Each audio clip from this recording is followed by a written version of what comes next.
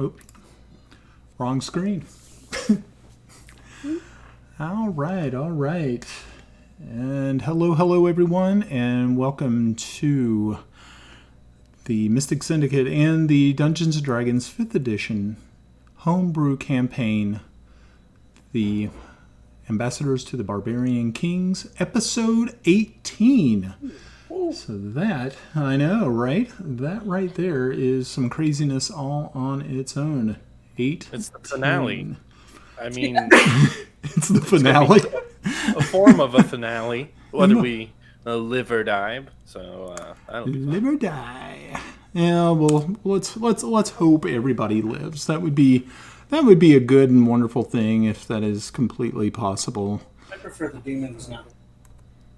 Wait, what was it? I prefer that the demons did not live. Yeah, it would be good if the demons did not live. That would be great. Well, I'm your Dungeon Master, Brian, and as always, I am joined here by our illustrious crew of adventurers.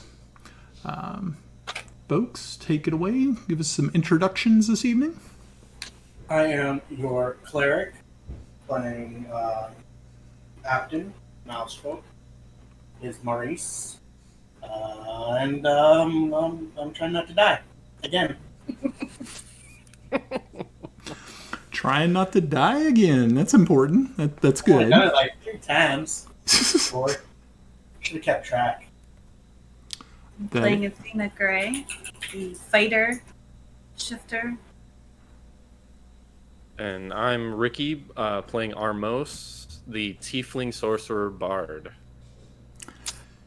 Excellent. Everybody is here. Everybody, I guess, is well. Yeah. Everybody looks okay. No one's sick. This is good. So far, so alrighty. Good. Alrighty. So, as always, we'd like to give a big thank you to Anna B. Meyer for the beautiful maps that she has graciously allowed us to use in our Dungeons & Dragons stream. If you like what you see, make sure to head on over to annabmeyer.com. That is her website. You can also visit her Patreon to see what new projects she is working on. She's always got something going on over there.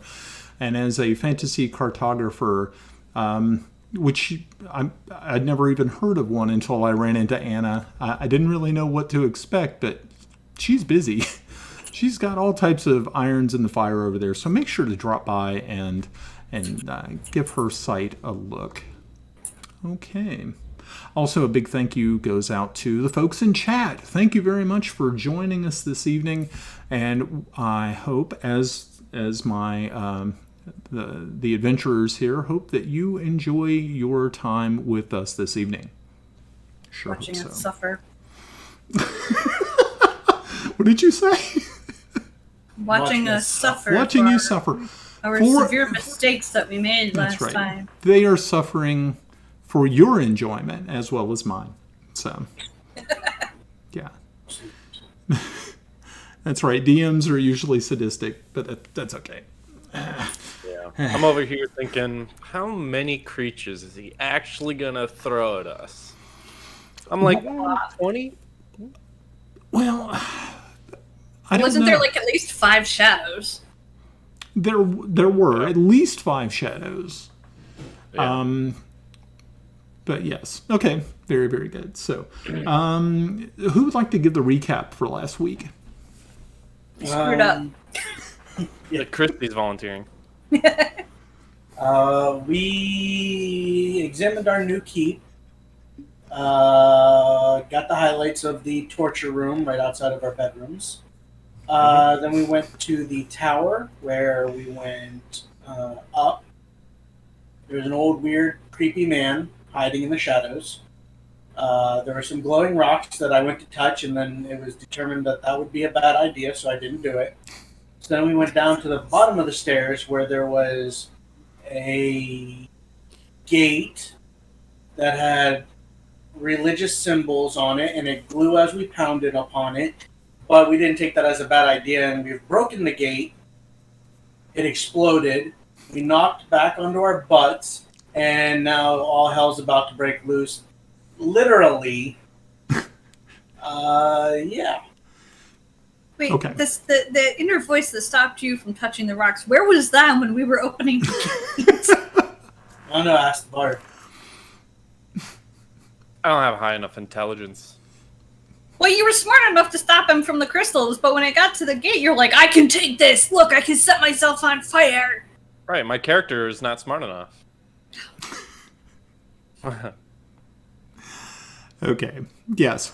So yes. So right now you are literally laying on your bottoms, looking up as these creatures start to fly out of the gaping hole, which used to be the shuttered prison that they had been trapped in. You're not really too sure how long they've been trapped in there, but from the sounds of their laughter and cackling, it sounds as though they may have been there for many, probably decades, even centuries. And so you have definitely made them happy. So you know what? I think it's probably about time that we cut over to the map. Wait. If they're happy with us, then they're not going to attack us. We are friends, and friends are not food. But they're undead. And so they don't understand friendship. Yeah, right. And besides, they might be hungry. Must be a lonely life. It is, I'm sure. I don't understand All right. friendship. Yes, let's go ahead and cut over to the map so I can show you guys what you are in for this evening. How's that friendship song go on SpongeBob there, Rick? F is for friends who Do things together. U is for you and me. N is for no survivors. I think that's something. N is for no survivors. I like that. That's perfect. That's the way that Plankton sings it at the end. What's that on the outside? What do you mean on the outside? You can't see it. Yeah, you wouldn't actually be able to see that, but that's okay. Okay, so does everybody see the map? Yeah. Yeah. Okay, very good. Okay, so as you are laying there, well, actually, you're kind of just you're setting up to see these creatures that are flying out of the now ruined gate. And they start taking up positions in the room, and all of their eyes, their creepy, sort of undead, their eyes lit by undead power, just bore into you as they cackle maniacally. And we need to roll initiative. Yeah. Aren't we supposed to roll to see if we actually get up off our butts? Not yet. Not the yet. Initiative is how willing you are to fight at the moment. Oh, that's not good. And click on your token. Yeah. You gotta make sure to click on your tokens, folks. Oh, I had myself selected, but it... Did I take damage? Yes, it did. Okay. It didn't pull through with my token for some reason. I don't think I'm going to be rolling very well today. Well, that would have been nice to roll. I'm ready. Where's the initiative counter? I will bring it up. Patience, Okay. patience, young grasshopper. I thought I did. Not. Oh my! Thank you. I thought within roll 20, the moment a character rolls it, it pops up. I didn't know you had to actually. No, unfortunately, it does not work like that. Sure wish it did. That would have been quite handy. Well, it's up to you if you want to use the 7 or the 21. You're the DM. What, did you roll twice? Yeah, because the first time I thought it didn't register. And I don't know if it didn't register or if my second roll overruled the first one in the turn order. Okay. So, let's see. So, Apton, you do have the top of the initiative, and you can go ahead and take this time to stand up, or you can try to do something from your prone position. He was the only one not blown back. No, everybody was blown back. He only took Oh. half damage. Okay. Yes. Now, I can cast spells from prone, right? Yes, you can. Okay. Well, I'm going to be casting 2 spells.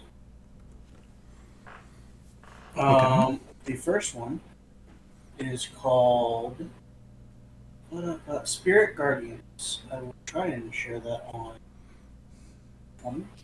Okay. Hey, guess what? That rolled damage. You can go ahead and ignore that. Okay, radiant or necrotic damage. Very Okay. nice.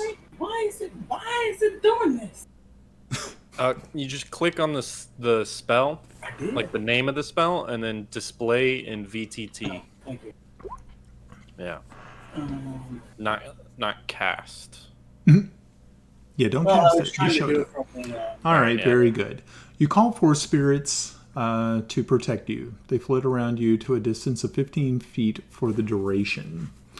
And the duration is concentration up to 10 minutes. So as long as I guess you concentrate on them, is that what I'm I just reading? concentrate on the spell. Okay.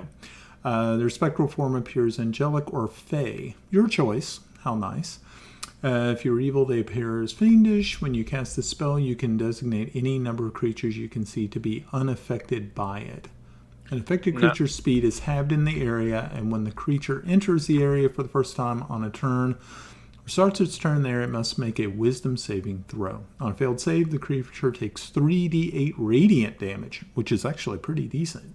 Mm-hmm. Okay. So very good. So you have to like specify that we're not affected, or Yes, I am choosing my comrades and myself to not do it. Very good. It doesn't say. Oh yeah, casting time is 1 action. Okay. Mm-hmm. It looked different than mine for some reason. So, Okay. and also, as a bonus action, I am going to cast Sanctuary. What it is, I'm going to cast it on myself. Okay. You ward a creature within range against attack until the spell ends. Any creature who targets the warded creature with an attack or a harmful spell must first make a wisdom savings throw. On a failed save, they must choose a new target or lose the attack or spell. Okay. It doesn't protect the warded creature from area effects such as explosion and fire. Okay.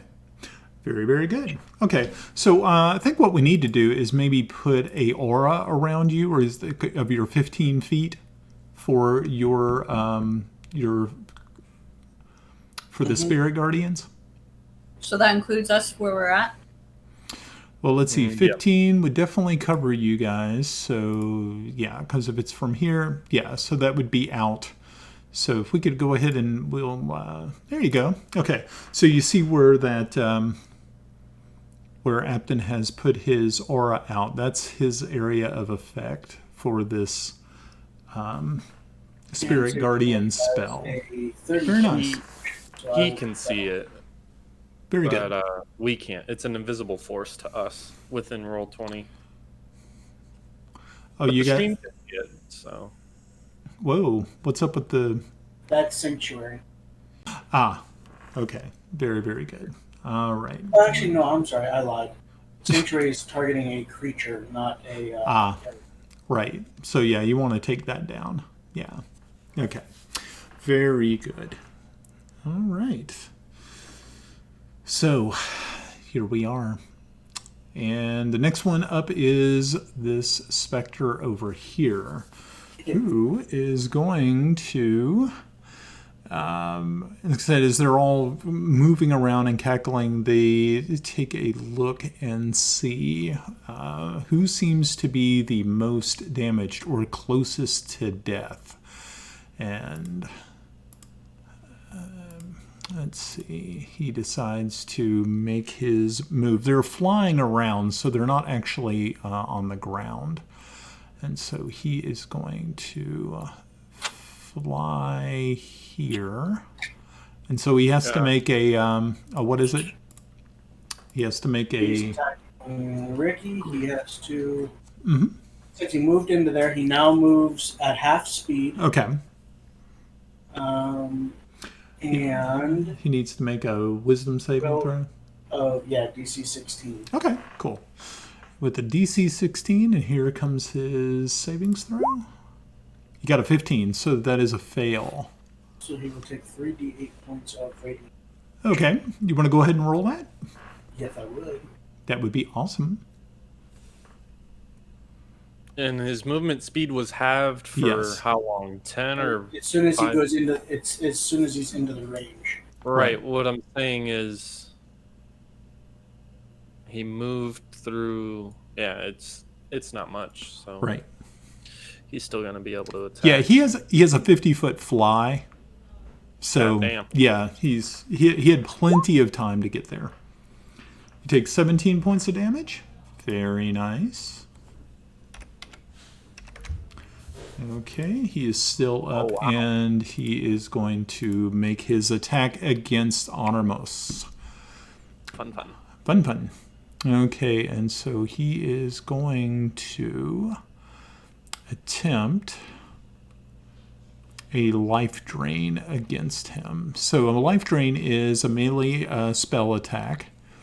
He gets a +4 to hit. When it hits it. So it's okay. So here we go, and he is going to give a attack. Alrighty. So they take up like 4 squares? No, they really don't. Just because of the way that this creature is, their look on their icons, they're still considered medium. So don't worry about that. I just wanted to, they would look really, really tiny if I made them any smaller, and I was like, Is he right in front of? He's right in front of Armos. Armos? Okay, so he's not diagonal to me. Right. Okay. It's out of reach. So you need to make a Constitution savings throw. Constitution. 17. DC 10. So yeah.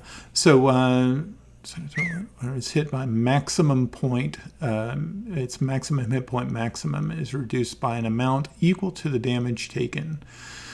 Okay, so that's interesting. The target must succeed, or its hit point maximum is reduced. Oh, your hit point maximum is reduced by the equal of the damage taken. So let's see how much damage you actually take. But you're not gonna your maximum hit point is not going to be reduced. Okay, so you ready? Okay. I think I already did the damage, didn't I?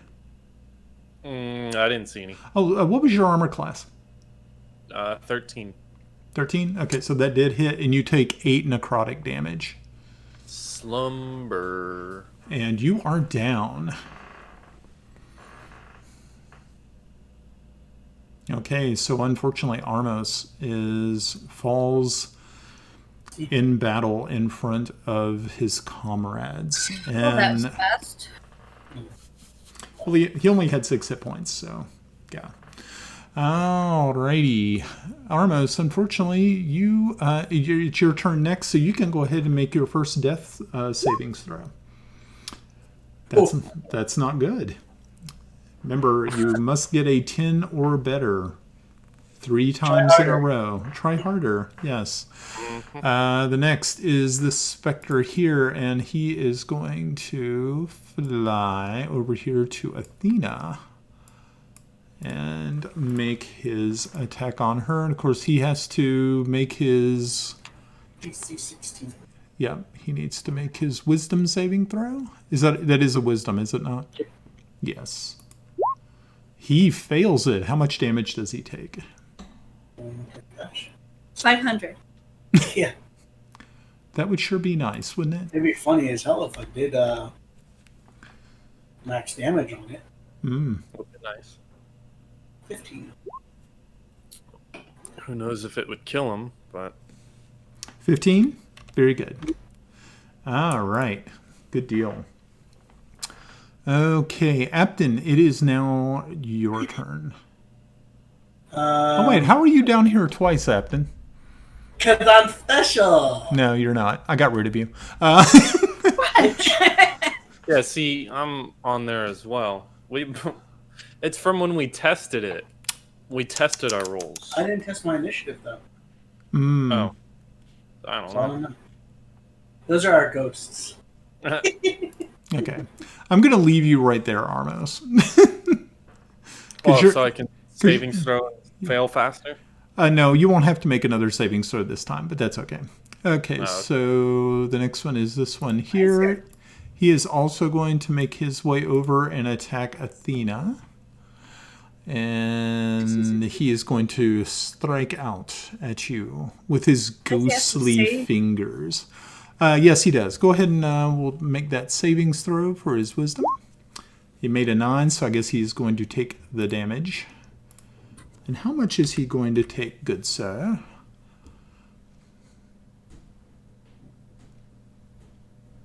All of it. 16? Very nice. Spirit Guardians for the win. Very nice. Well, we'll see. Still a ways to go, man.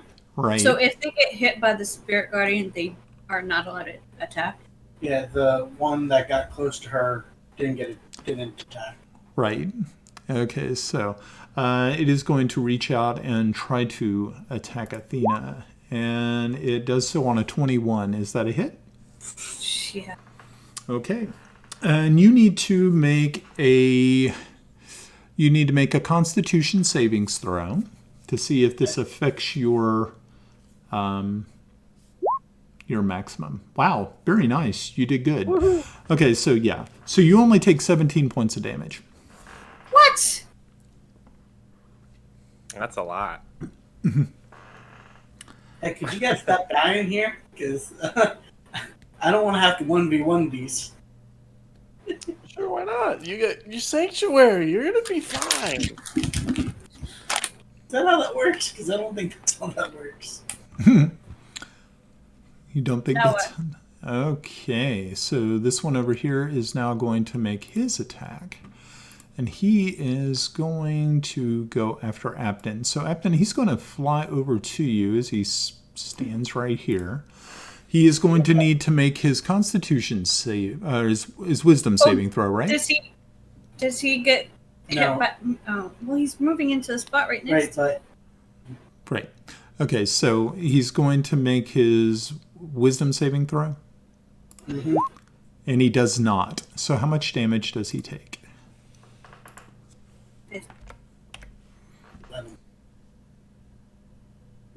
11. Okay. Very good. Alrighty. And so he now was this the one that you were warding against with the sanctuary? Sanctuary is targeted on me. Oh, okay. So if they try to attack me, right. they have to make a wisdom savings throw. Okay. Okay. He rolled a 19. On a failed save, don't spawn this creature.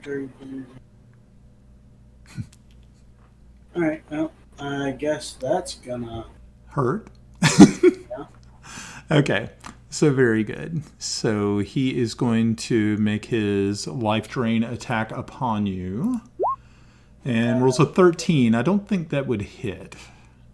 No, it does not. Yep, very good. So yeah, you are actually able to sort of do a move to get away as you kind of roll to the side, and which is super nice.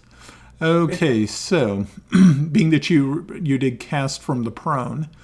Okay, then we have this one right here who is going to advance over here and go after Athena. It is going to go ahead and make its wisdom savings throw, which it failed miserably. How much damage does it take?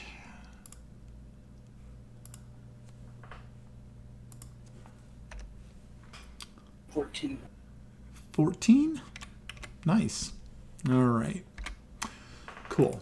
And it is going to reach out and attack Athena. Let's see if it actually hits.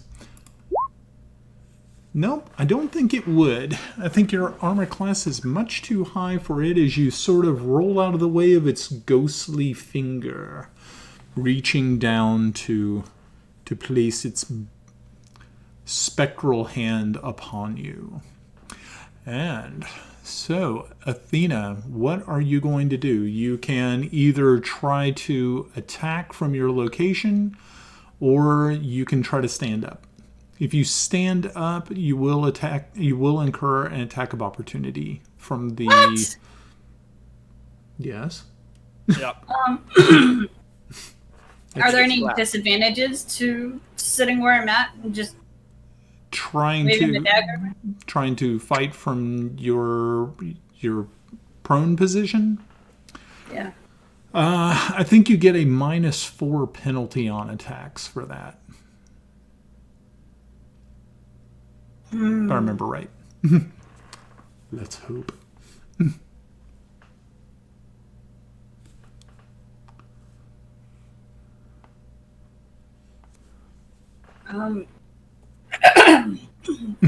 Excuse me. Can I use like my bonus action before I use that action? And shift and then stand up? Well, wasn't shifting just isn't that just an action that you could take at any time? Or is that something different? It's considered a bonus action. Oh. It's Okay. as a bonus action. I'll allow that. I would definitely allow it. So you're going to go ahead and shift? Yep. And Okay. stand up and hold on, because that gains me 7 temporary HP. That's good. Yeah, because I think you were being attacked by 3 of them. I have no idea. Mm-hmm. Mm-hmm.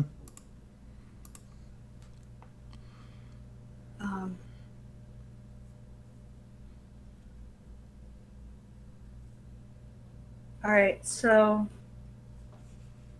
I'm gonna stand up. Now what?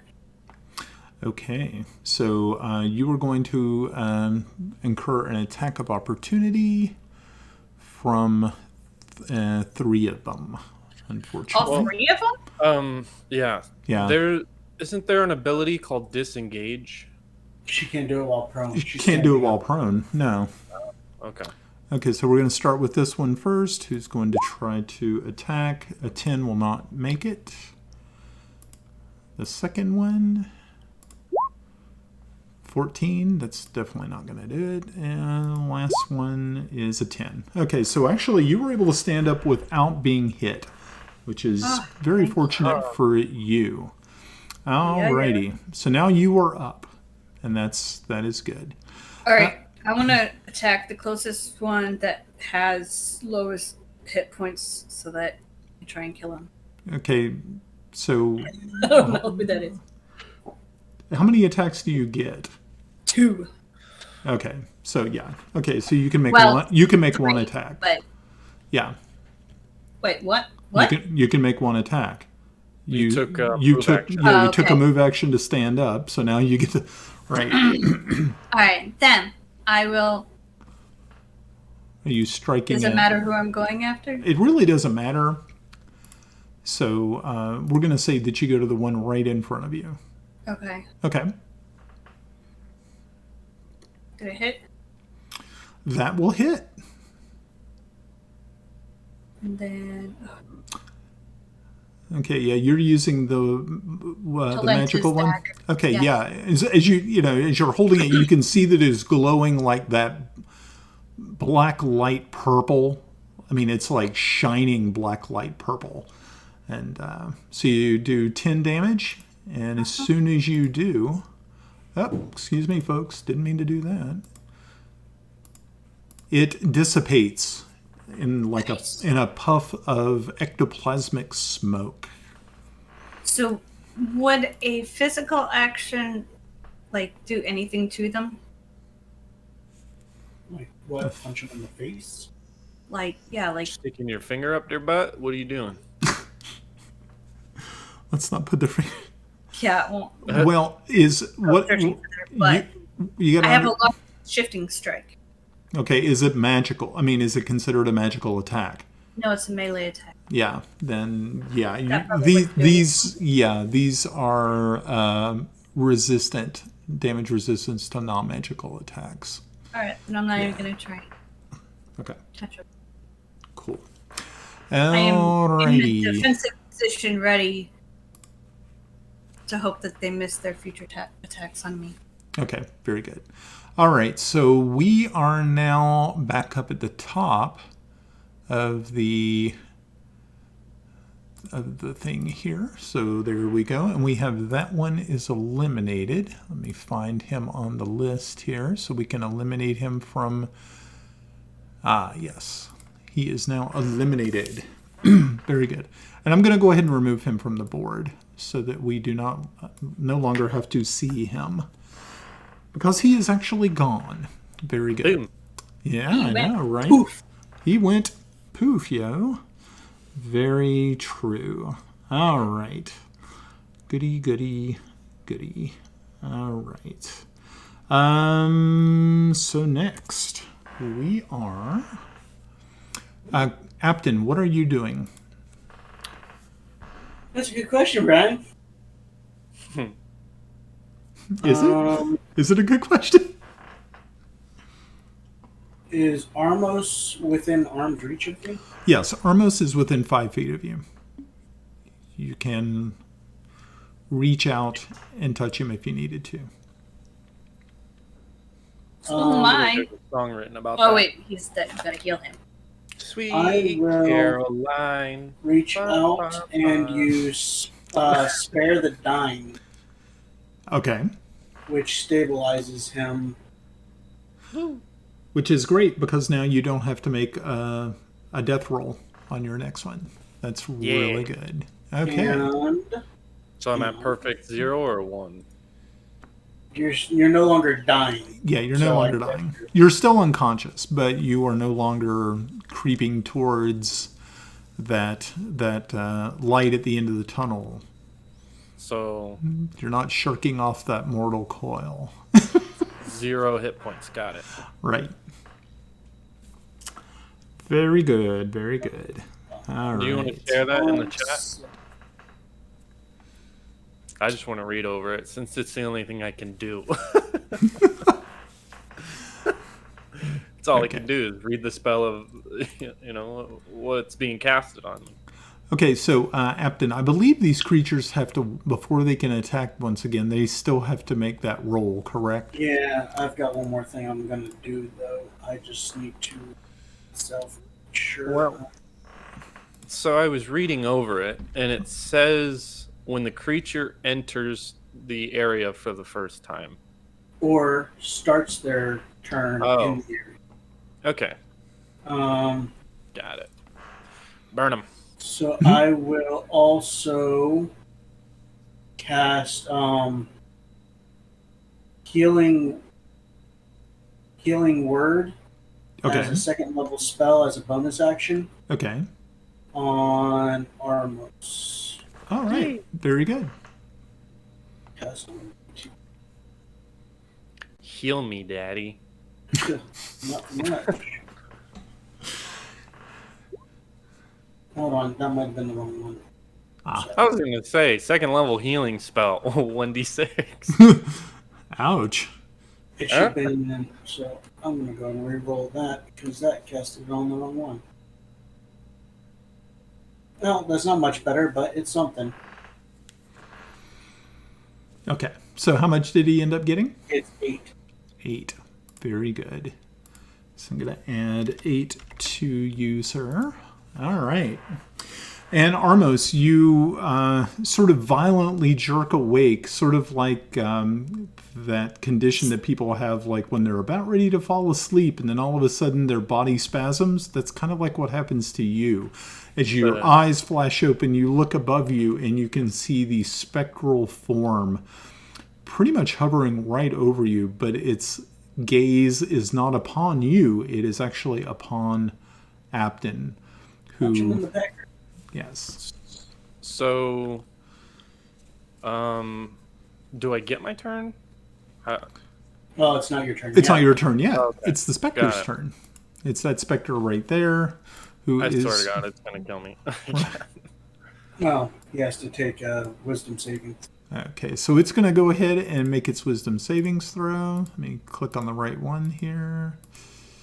If I can find him. Well, that's terrible. Let me just move this guy out of the way so I can get the right one. That's not him either. There he is. Okay, cool. Fine. Alrighty, so let's roll that wisdom score. And he got an 18. Which will succeed, which means he takes half damage.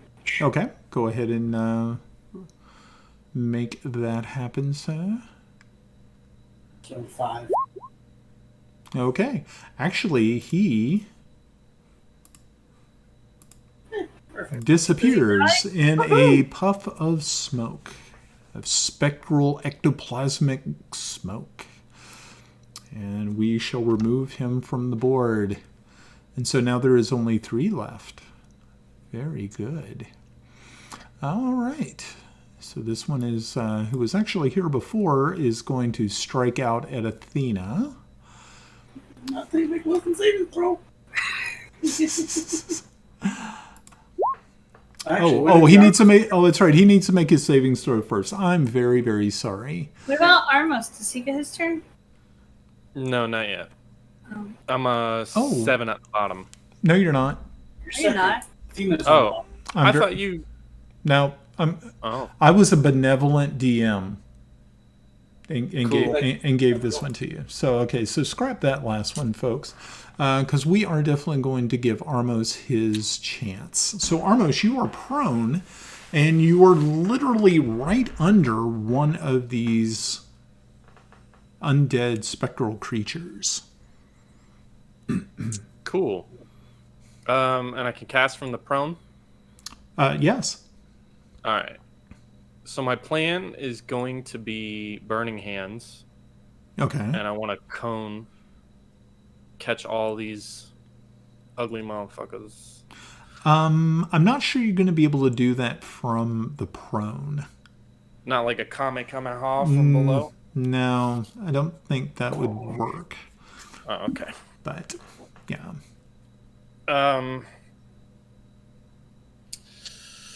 Well, that's interesting. So, what kind of spells am I allowed to do from the prone? Well, you could do Burning Hands. He's just saying you can't. Yeah, hit all. you're not going to be able to get all 3 of them. Oh, Right. interesting. Yeah, because that one's... I thought they were all within 15 feet of me. Yeah, but I think he's saying the angle of which you're. Yeah, the angle from you being on the floor is a little weird. So would I be able to get the 2 right in front of me? You can. All right, good enough.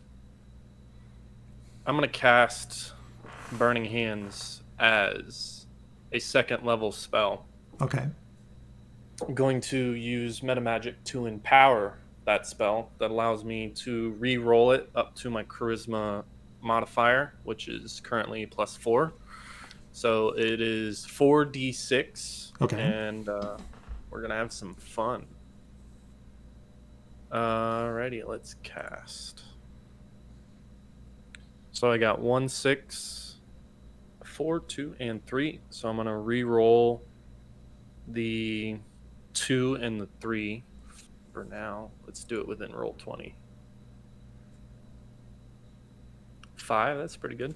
Mm-hmm. And 5 again. So now I will re-roll the 4. And re-roll it one last time. 5. So 15 plus 6, 21. Okay. And so they, so both of them receive that, or is that divided amongst them? So it's area of effect, Okay. but they have a dexterity throw. Dexterity savings throw. Okay, very good.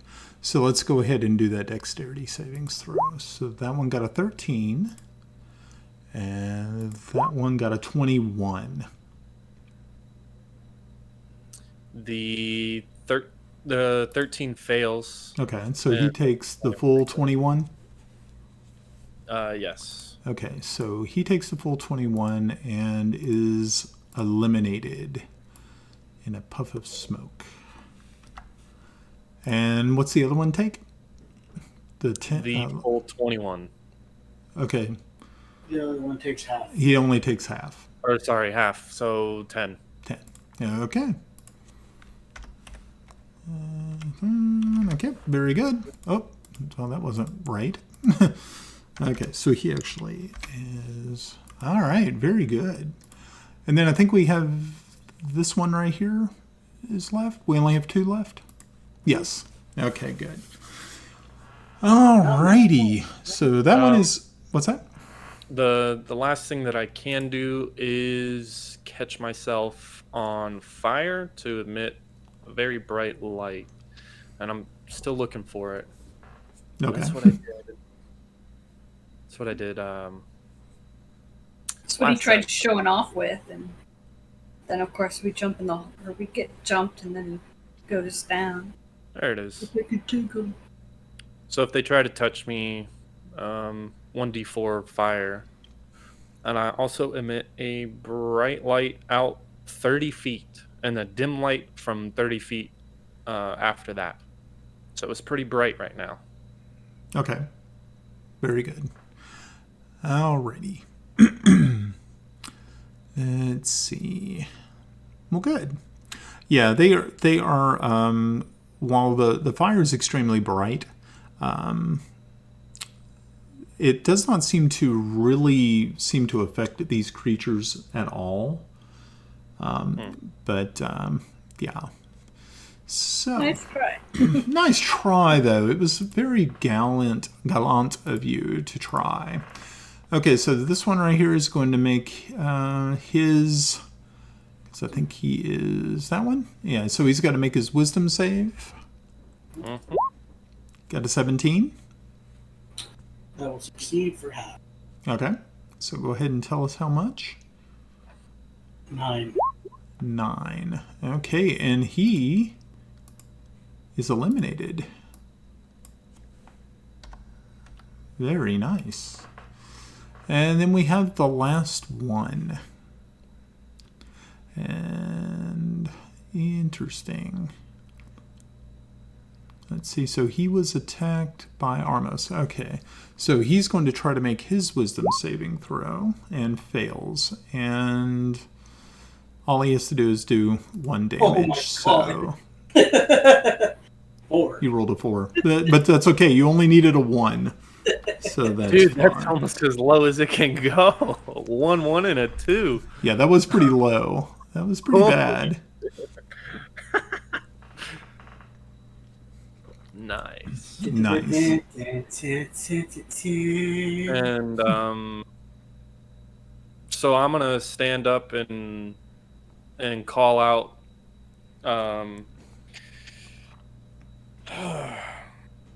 with all the with vengeance comes fire, and the deity of Hor will rain fire upon thee. We Anyone might else that wants. want to reseal that gate. Yeah, so I'm gonna look at Cleric Captain and I'm gonna thank him, and then I'm gonna point over towards the gate.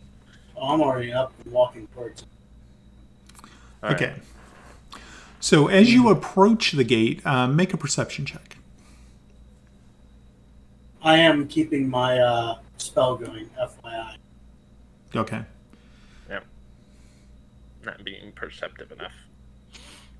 I got a question concerning that because you were supposed to maintain concentration on that, right? Yep. Which means you wouldn't have been able to do anything else. No, it's it works different in 5th edition. Ah, okay. I'll have to look at that. Because I looked at it. Okay. I trust that you're doing the right thing, but I will check on it. I trust you, but Not that far. not really. Some spells require you to maintain concentration in order to keep their magic active. If you lose concentration, such a spell ends. If your spell must be maintained with concentration, the fact appears in its duration. You can end concentration at any time. Ah, Normal activities such as moving and attacking doesn't interfere with concentration. The following factors can break in concentration: casting another spell that requires concentration, taking damage, being incapacitated, or killed. Cool. Okay, no, that's fine. That makes sense. Okay, so yeah, did you roll your perception? Okay, very good. 14. All right, so yes, as you approach the pit below, or the staircase that you can now see because of Armos's great bright light that he is putting off, you can hear that there are other noises down there. Other sort of maybe creatures or things or beings beyond the light that you can actually pick up. Somewhere deep in the darkness, you can still hear the wails of some sort of creatures.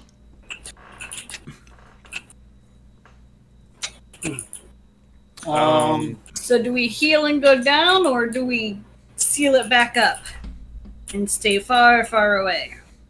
Well, I don't know if we can. I'm ready to kill them all. Yeah. Okay. Yourself. I guess we have to at least stay here until Steven comes back with the Archmage or whomever, and maybe he can reseal it. Okay. I'm gonna cast invisibility on myself Okay. Very good. and start heading down. Oh my gosh! Really? Okay. At the top for somebody with 8 hit points. I know. He's a brave soul. True. Cure wounds. Can I cast that on myself? Do you have that spell? Yeah, I just meant for invisibility. It says as long as I don't attack another target. Oh, or cast a I spell. can cast a spell. Yeah. Can I do cure wounds first? Well, right now you're out of combat, so you can pretty much do whatever you want. All right, so I'll do cure wounds at level 1 spell. Cure Okay. wounds. Let's see what I can get. 12 points of healing. Okay. I'm So gonna you get- give. I'll look at giving Athena 2 of the healing potions I have on me, and I'll drink the third. Okay, so at this point, I need all three of you to make a perception. Before we drink the potions. You can do it after you drink the potions. Hey, I can see. How much Thanks. does potion give? 2d4 plus 2. Good. Hold on, 2d4. I went down so I could see them So- all. 2d4. You gotta be kidding me. Okay, plus 2. Mhm. So 6. And you've got another one. Oh, I okay. gave you 2 of them. 1, 2.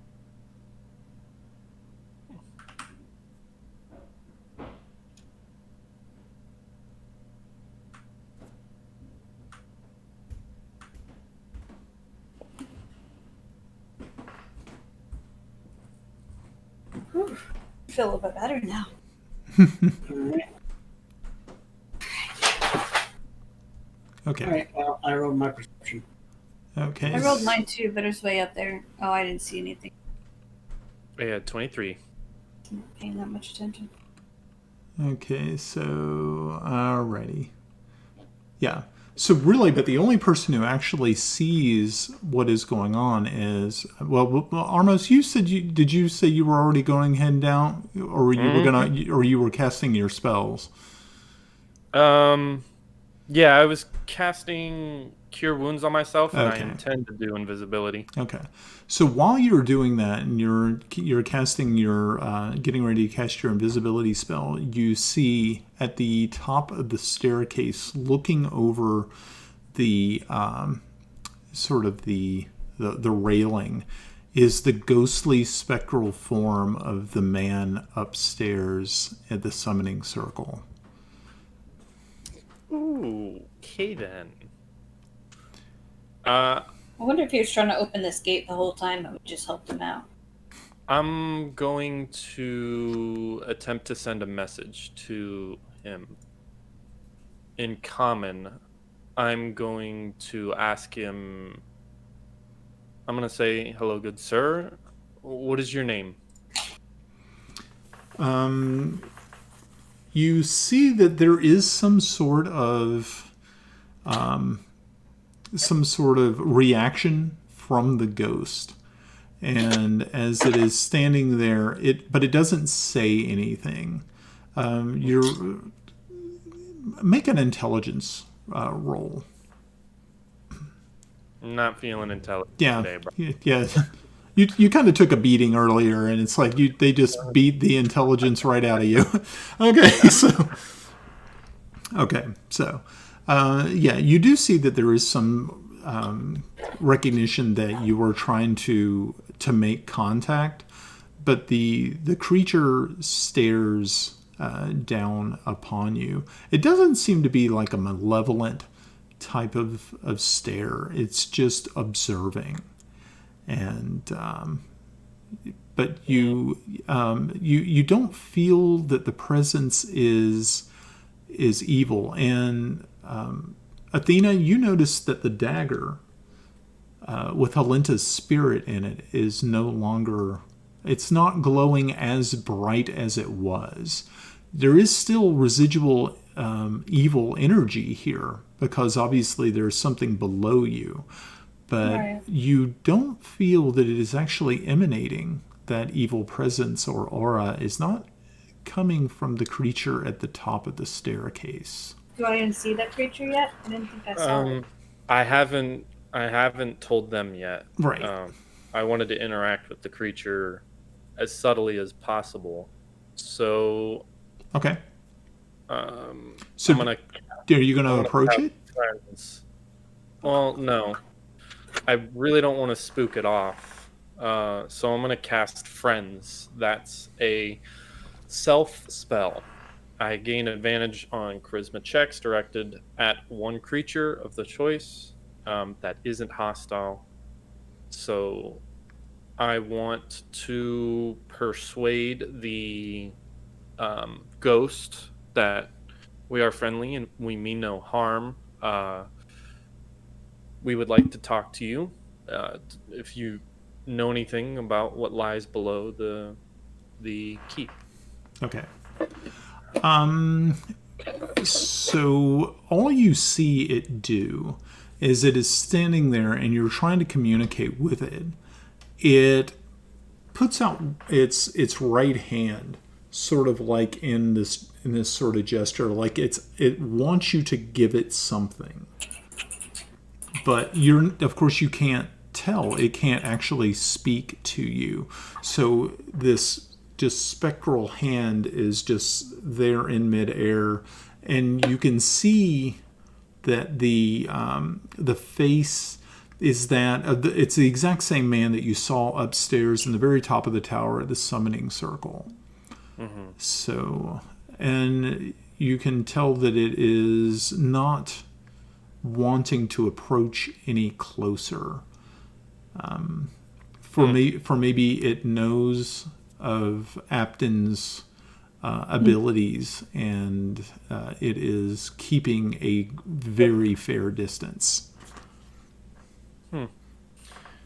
Strong hand.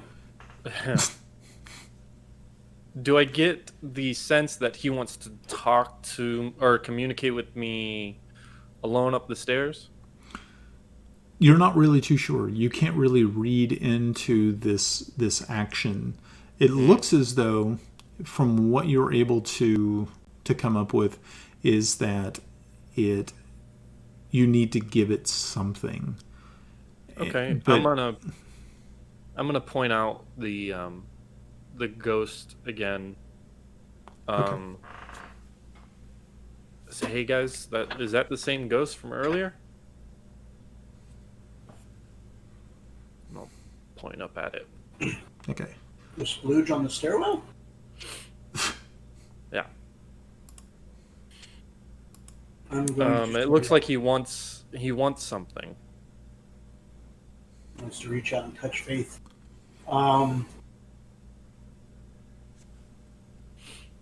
Flip him a coin. Toss him a coin, you mean? Yeah. Um, You have to give a copper to your Witcher. I don't I know don't- that he could hold a coin. I mean, I doubt that a ghost wants money, but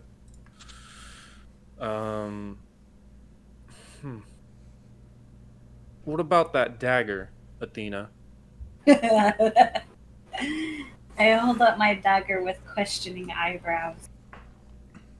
You see that his hand is still outstretched, but then his left hand comes up like this. You might also have to describe that because I don't think it's on. Yeah, like what? Yeah, like a stop. stop hand. Alright, so then he doesn't want my dagger. I'm gonna look at the ghost, and while looking at the ghost, I'm gonna point over to Cleric Apton and see if he moves. Okay, I'm going to switch back to our normal because we're out of combat. If that's okay with you guys. Yeah. Playing charades. Playing charades. So, so what are you doing? So, he didn't want the dagger, so No. continuing to look up at the ghost, I'm gonna point to Cleric Apton and see if he wants Cleric Apton. You see once again that he just still has that hand outstretched, like you're supposed to show him something or give him something, but he does What about not. that note? Nope. The note that you copied? Oh, it's the only thing I can think of that's new that we have that he might want. I'm gonna point to myself, ask him if he wants me. God damn it, Bard! Not everybody wants you. I just don't know what the hell he wants. Pull out the note and see if he wants the note. So, I hold up a copy of the deed showing that we are the owners of the property. that gets a reaction. And now he looks at you, Apton. And In anger. no, not in anger. But what he wants to do is, his gaze immediately focuses on the document, and his outstretched hand now is like this. Okay, so he wants the deed. Interesting.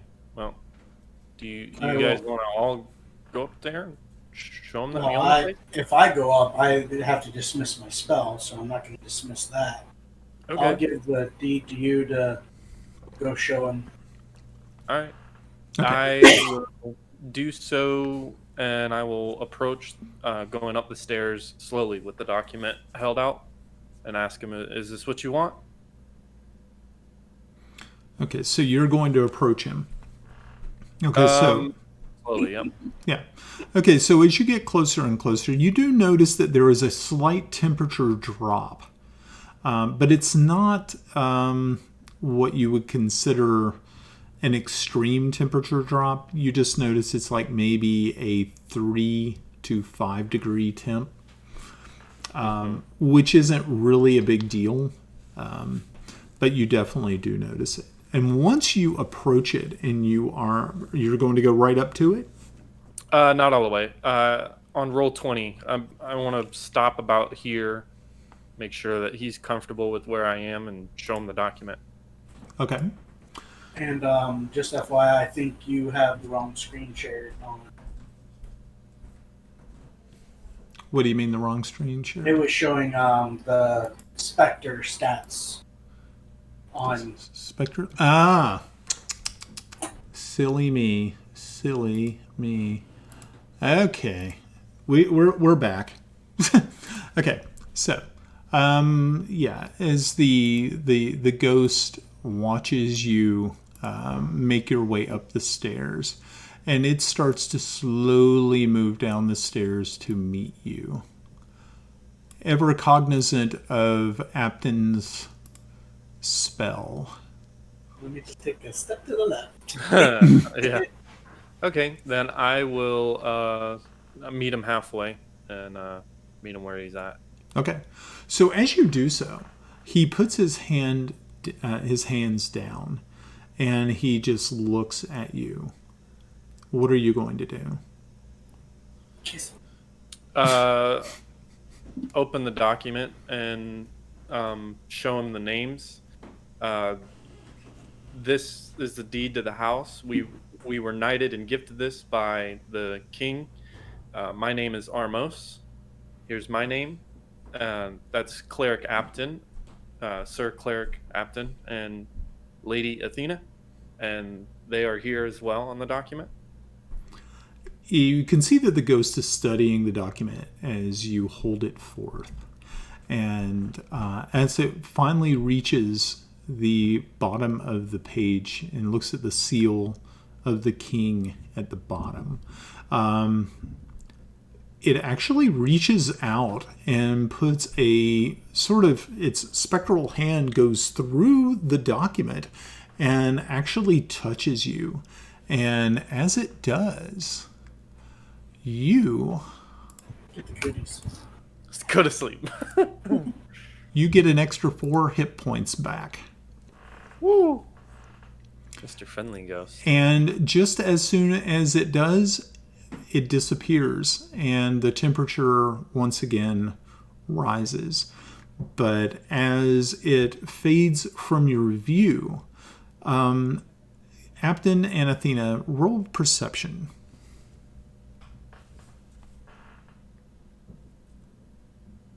I'm ready this time. Oh, goddamn. Okay. So Athena is still kind of watching what is going on the staircase and does not realize that as the ghost is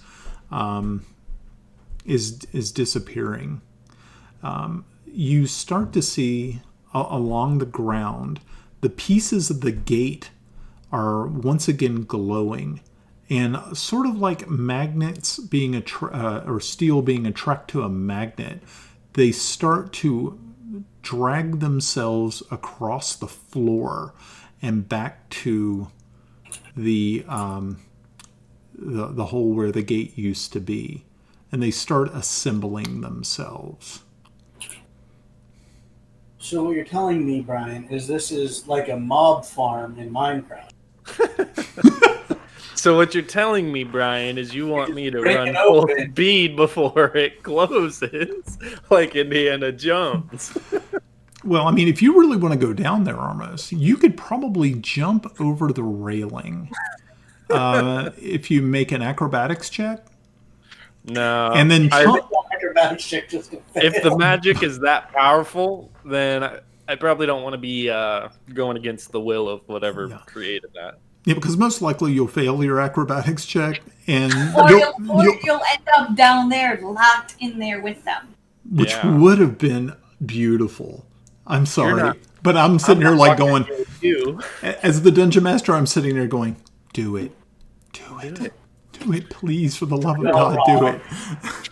I'm not locked in here with you. You're locked in here with me. I'm going to sexually assault every one of you demons. Sexually assault every one of you. Look at me Wow. roll my seduction roll with advantage.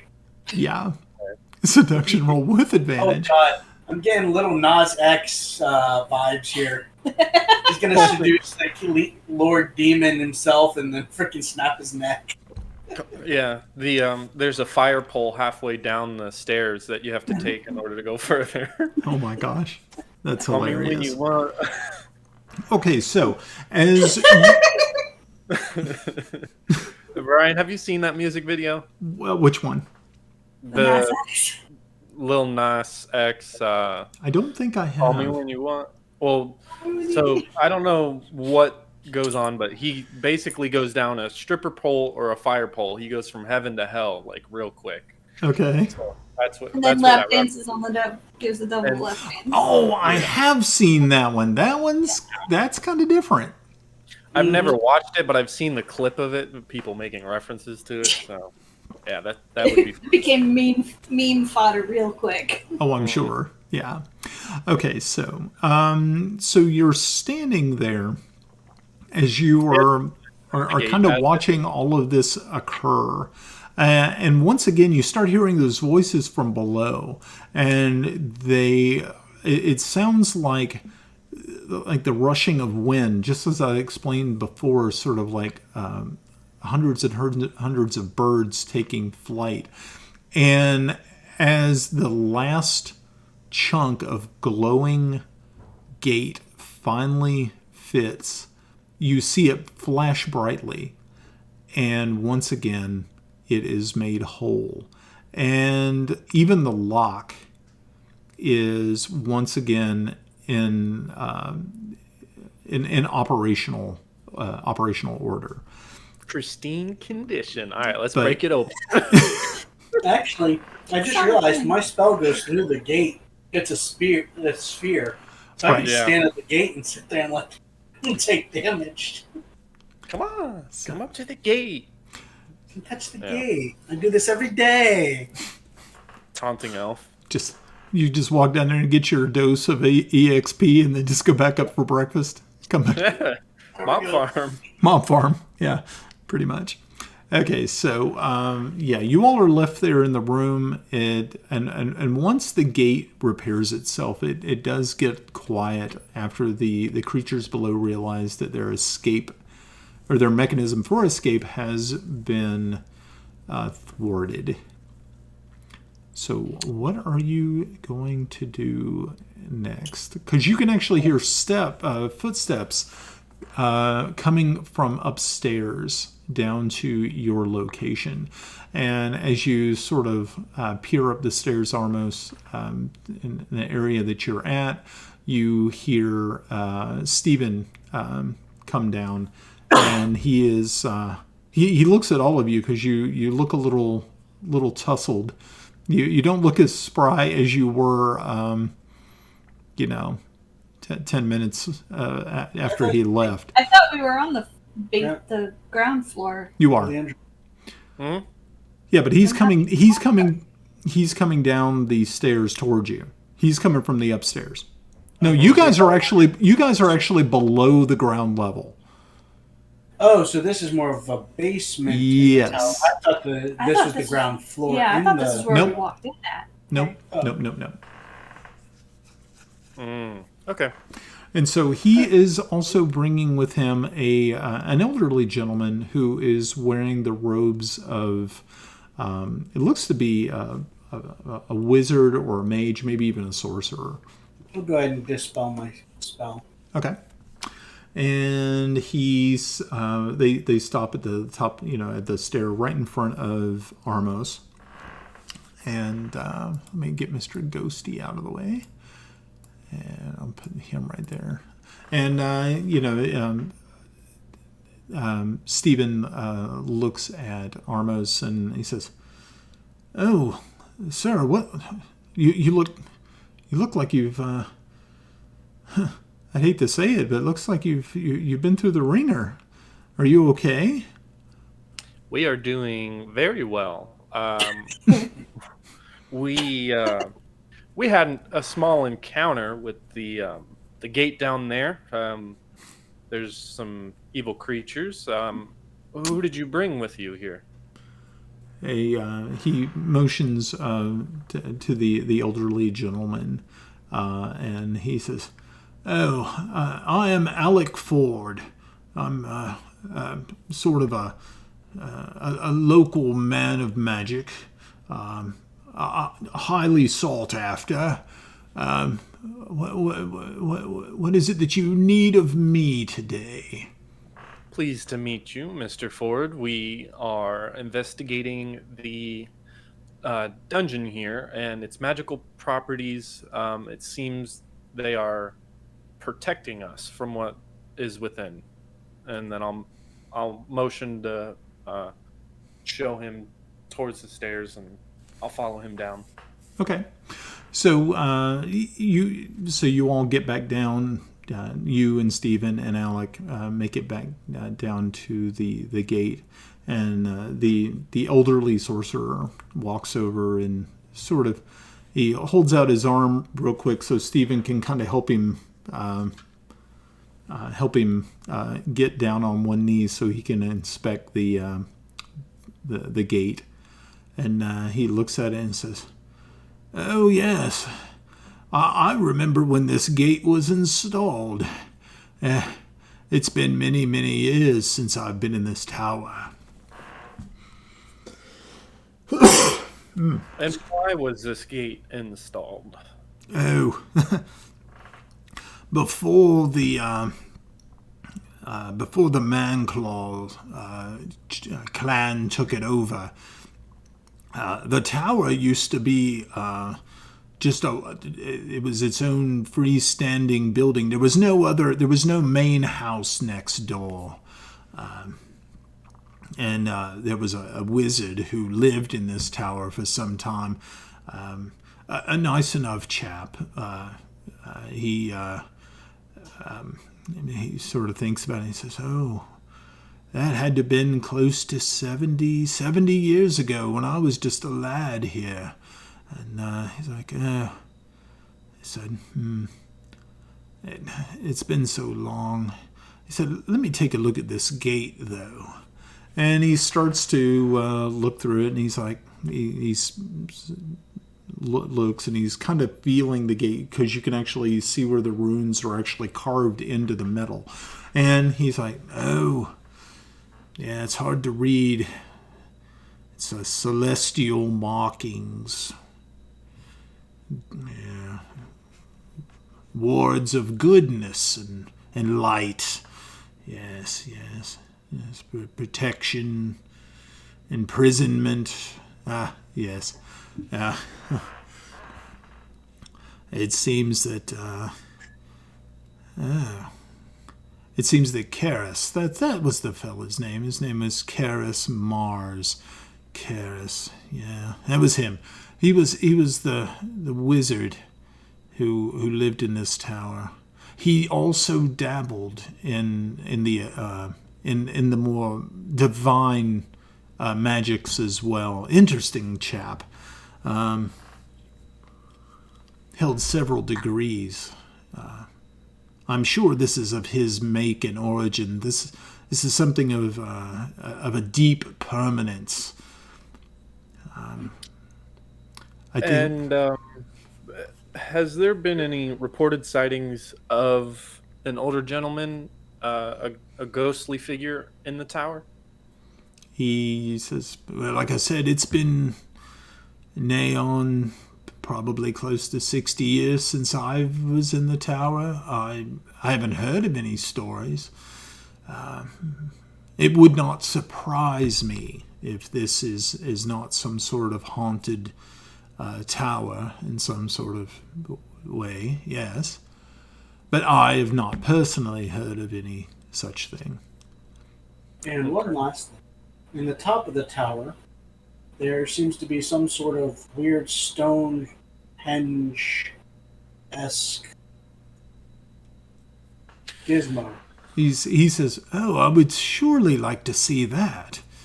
And so Stephen helps him get to his feet, and he looks over at you and at you three and says, "I would probably stay pretty clear of this gate in the future.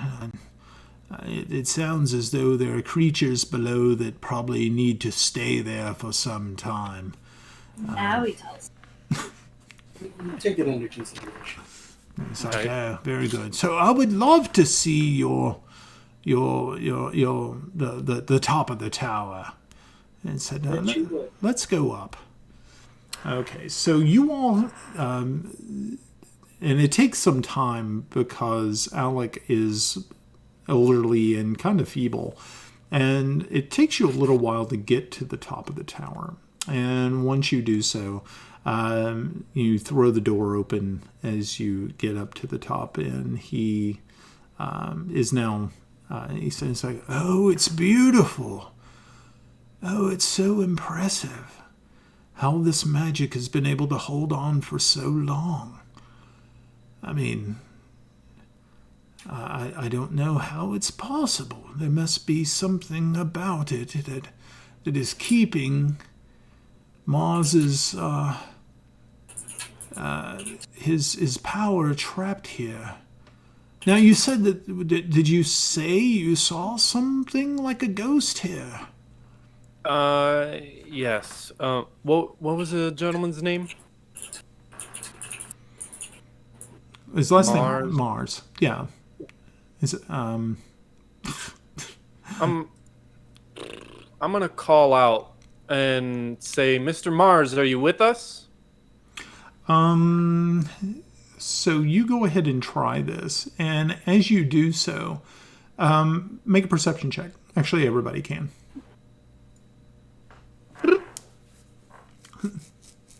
Average.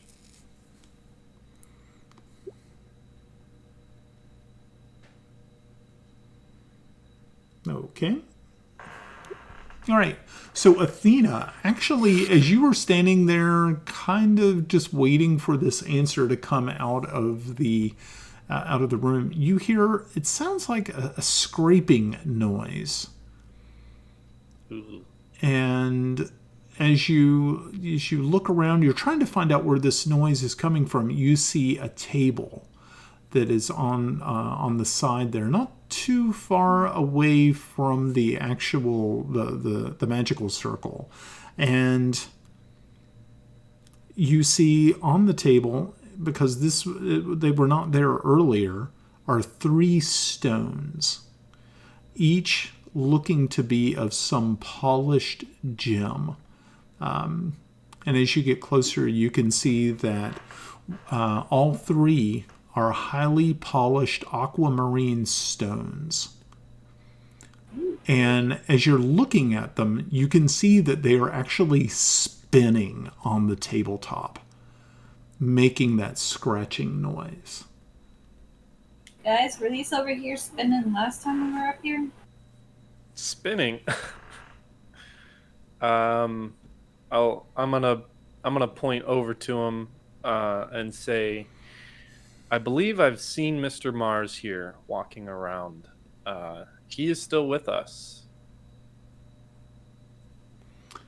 And you see Alec walk over and he says, "Oh, this is a rare treat indeed that you have in front of you." It's like, oh. He said, "I think if I remember right, if you take these stones with you, and it seems that there is one for each of you, this is great." He said, "If you take the stone and you walk into the circle here, it will bind you to this circle. And if you should ever travel to another faraway place that has a similar summoning circle, you would be able to use that to teleport between places." Oh, wow. I know. Wow. So you're saying that you have to link to summoning circles? Exactly. These stones would definitely help you do that. And the bearer of the stone, all they would have to do is, once again, head to that other circle, and you would be able to step through it at any time and be here in the top of the tower. Oh, So wow. we need to take the stone with us, like after we step into this one with the stone, we carry the stone with us? Yes, exactly. And once you carry the stone, and if you should find another circle of such, you would be able to link the two. And from there, you would be able to travel back and forth. Oh, wow. We can do magic now. Well, does anybody want to give it a try? Captain goes, "Sure," and grabs the stone and steps into the portal summoning circle. Okay. I will go with. Okay, so who's going in? You went first. Captain is. Okay. Go. So, Apton, you take one of the stones, and as you take one of those stones and you hold it in your hand, it's warm. It actually feels like it has an inner warmth to it. And you walk over and step into the circle. And you hear Alex says, "Oh, watch. This should be very, very interesting. I've only seen this done a couple of other times, and it worked out so well. I was impressed." And as you walk in, you see that the stone, it flashes the same light that is coming out of the summoning circle. And immediately, everybody else who's outside watches. It looks as though Apton becomes a being of light. But he doesn't teleport anywhere. He just becomes extremely bright, and then it fades. But now you see Apton, as you're holding that aquamarine gem, it is no longer an aquamarine color. It has a bright light emanating from it. So bright that you could use it you could carry it with you, or use it as a torch, or something of that nature. And as you step back out of the circle, Alex says, "Oh, that was perfect. Did everybody see that? That was beautiful." And he said, "Claire, Captain, do you mind if I take a look at at the stone?" Sure. And he plucks it from your palm, and he looks it up like this. And he says, "Oh, it's flawless." And he said, "Oh, okay, now try. Now this is going to be fun. I think you will like this." And he spins it, and as he does, he spins it, and he puts it into orbit around your head. Mm-hmm. Yay, fidget device. Medieval time. So now you have this very bright aquamarine stone, which is obviously enchanted with this portal magic. It has become an Ioun stone. And it is now circling your head. So it's an aquamarine? Yes. Nice. Now I'm gonna go next. Hopefully the light dims. Otherwise, our stealth checks are gonna be shit. I want to do it. Alec also said, "Now, of course, you do not need to keep it orbiting your head at all times. If you need to, you can just take it and put it in your pocket, or put it in a satchel, or wherever you happen to want to keep it. I do understand that sometimes it's good to hide your light, especially if creatures are looking to extinguish yours. So that is completely up to you." And so he looks over at the other, at Athena and Armos, and says, "So, are you going to give it a go?" Yeah. Yep. Okay. Right. We'll do it So it is the exact similar situation that occurs. And as you both walk in, the gem starts to glow, and then you also glow briefly. And as you step out, you can now see that the stone has not lost its brightness, but it has become light, like not light as in the color, but light as in mass or weight. Actually, weight, not mass. Sorry. And so, yeah, you can actually put it into orbit around your head if you want to. I'm going to try that out. Okay. So, yes, you just you give it kind of a little spin, and as it does, it lazily moves around your head, orbiting your skull. I'm going to spin mine and try to orbit around her head as well. Around hers as well? Yeah. So she has two of them? Yeah, see if it works. Unfortunately, though, when you try to do it around hers, it explodes. It starts glowing orange, Roll initiative. Roll Doesn't initiative. like- Doesn't No. like the chair. No, what happens is that it actually just falls to the ground. Oh. Okay. And you reach down to pick it up, and now it feels like it has such a great amount of mass that it's like picking up lead. And Alec looks at you and says, I have no idea what you thought was going to happen. That's very sad. And so you're going to have to do it all over again. I wouldn't attempt to do that a second time. Looks like they are attuned to one person. Yep. Okay. I go do it again. Okay. Okay, so this time you do it again, and you step in. You almost the weight of the stone is so impressive at this point in time. It feels like it is packed. Obviously the atoms inside of it are packed so that it has a greater mass. So you literally are straining to get it into the magical circle. Once you get it in there, though, it lessens and you're able to pick it up. Yeah.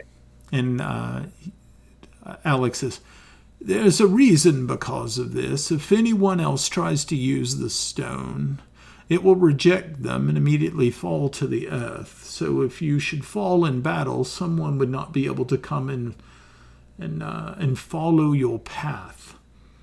There is a reason for this. Yeah. Yes. And Wow.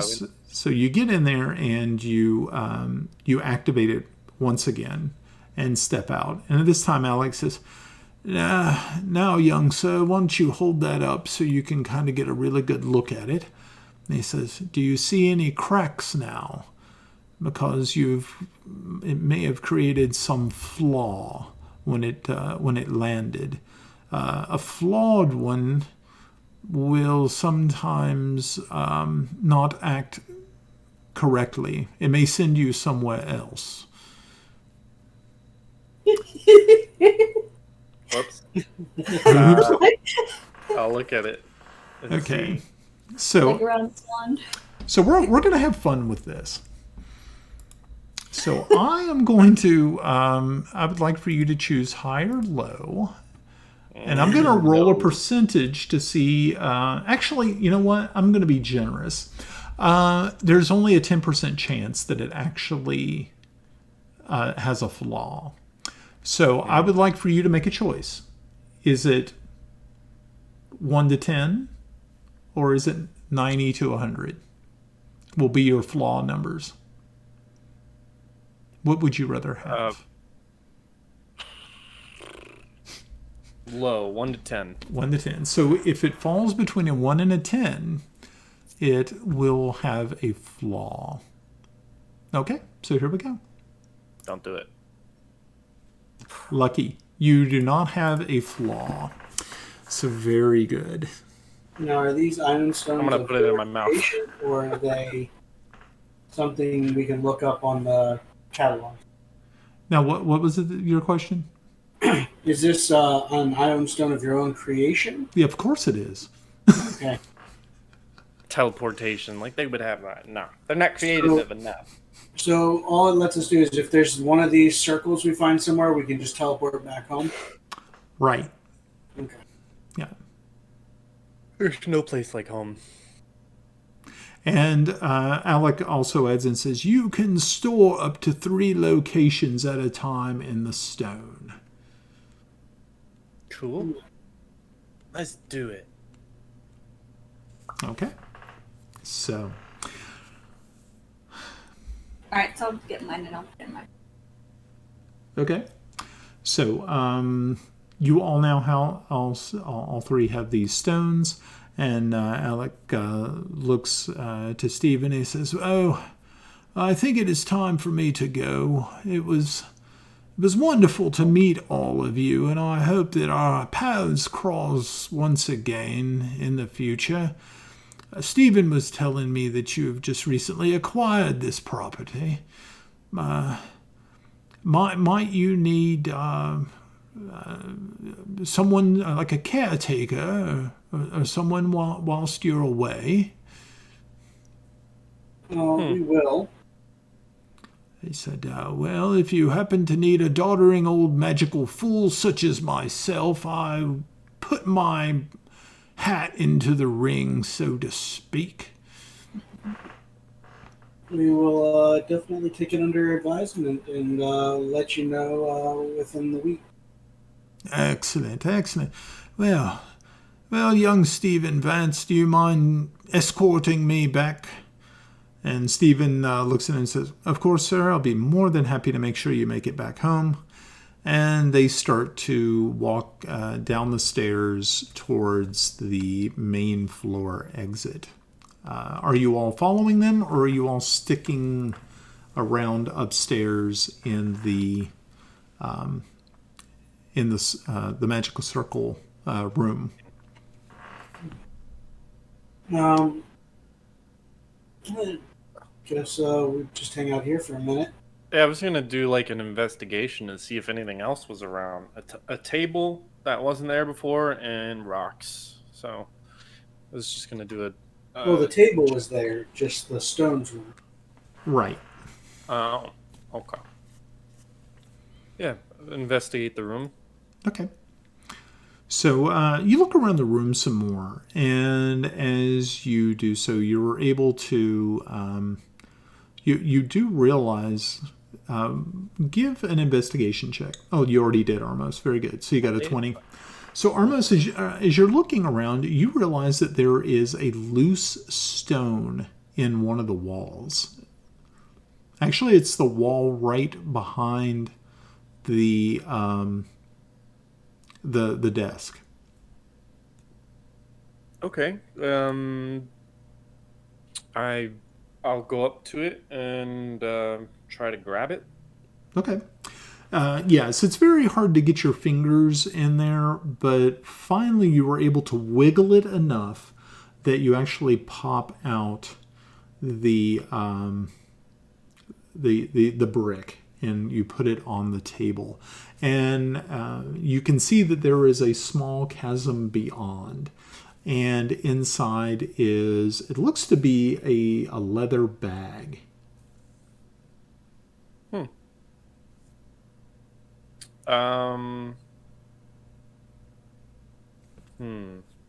Take it out, open it up, look and see what it is. Well, I don't want to be messing with things that aren't mine. Somebody still lives here. That's not us. Technically, it's our property.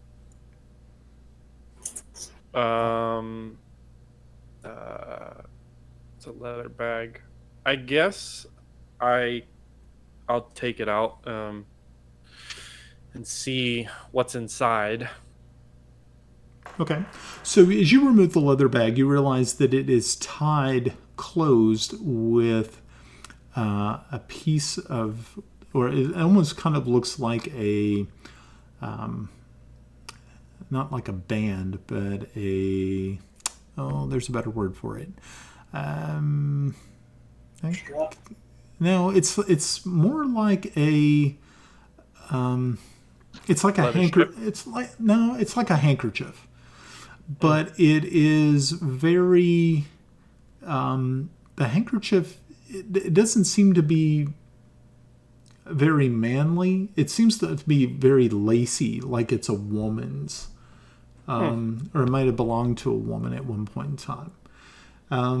You can see that it is, the bag is kind of cracked from dry rot.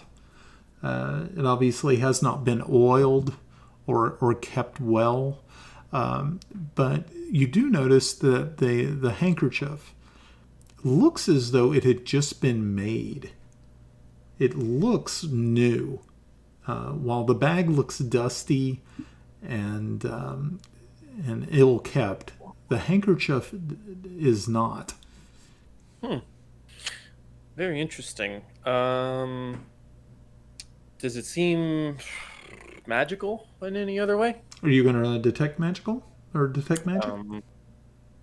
I don't have any detect magic. I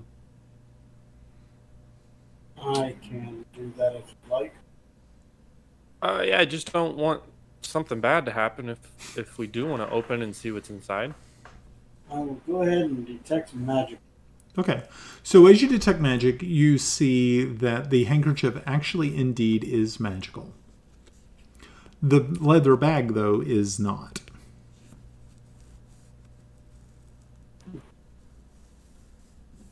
Okay. Okay.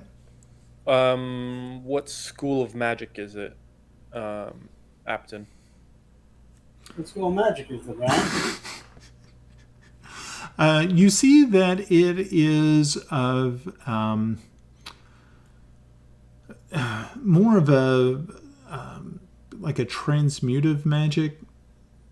I think that's probably the best way to put it, or more actually maybe a divine magic with transmutive properties. Can I use that knowledge and make an arcana check to see if I can know what it might be? Or Yeah, why don't you do that? Woohoo! That sounds good.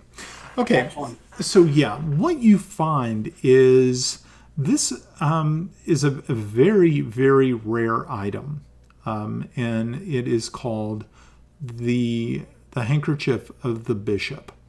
And so what this is that anytime a person who is a cleric wields this handkerchief, all they would need to do to use this would be to wipe the brow of the affected person or person they're trying to heal, and it will add a 1d6 hit points to that person automatically. Dips. Cool. Is it reusable? Yeah. Yes, it is. What's it doing tied to this bag? You're not really too sure. Open it, see what's in the bag. Okay. If you want- You do realize as you pull the bag out from the wall, it does have some weight to it. And as you open it up, you find inside, it looks to be cremated remains. You guys. Mm. Do you want me to roll an investigation to determine if I can tell whose ashes they are? You can go ahead and do an investigation check. Stick your finger in. No. Unfortunately, all you can really kind of ascertain from what you see is that it is definitely cremated remains.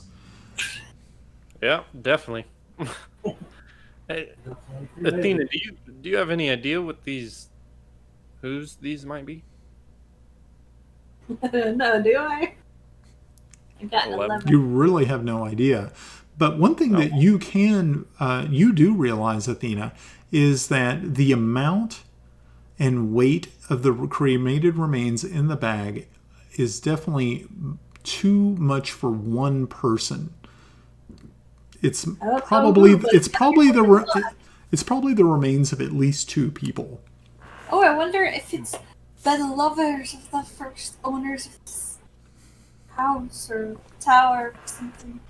Maybe, but our characters aren't smart enough to put two and two together, so. But you know that it's more than one person. It's interesting. Unless it's a person on their horse, then that.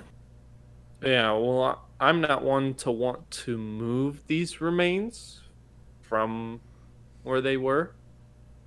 Yeah, we can put it back. We can If put you it want back, or we can. Handkerchief, that's on you. Oh, yeah, that handkerchief is definitely coming. So,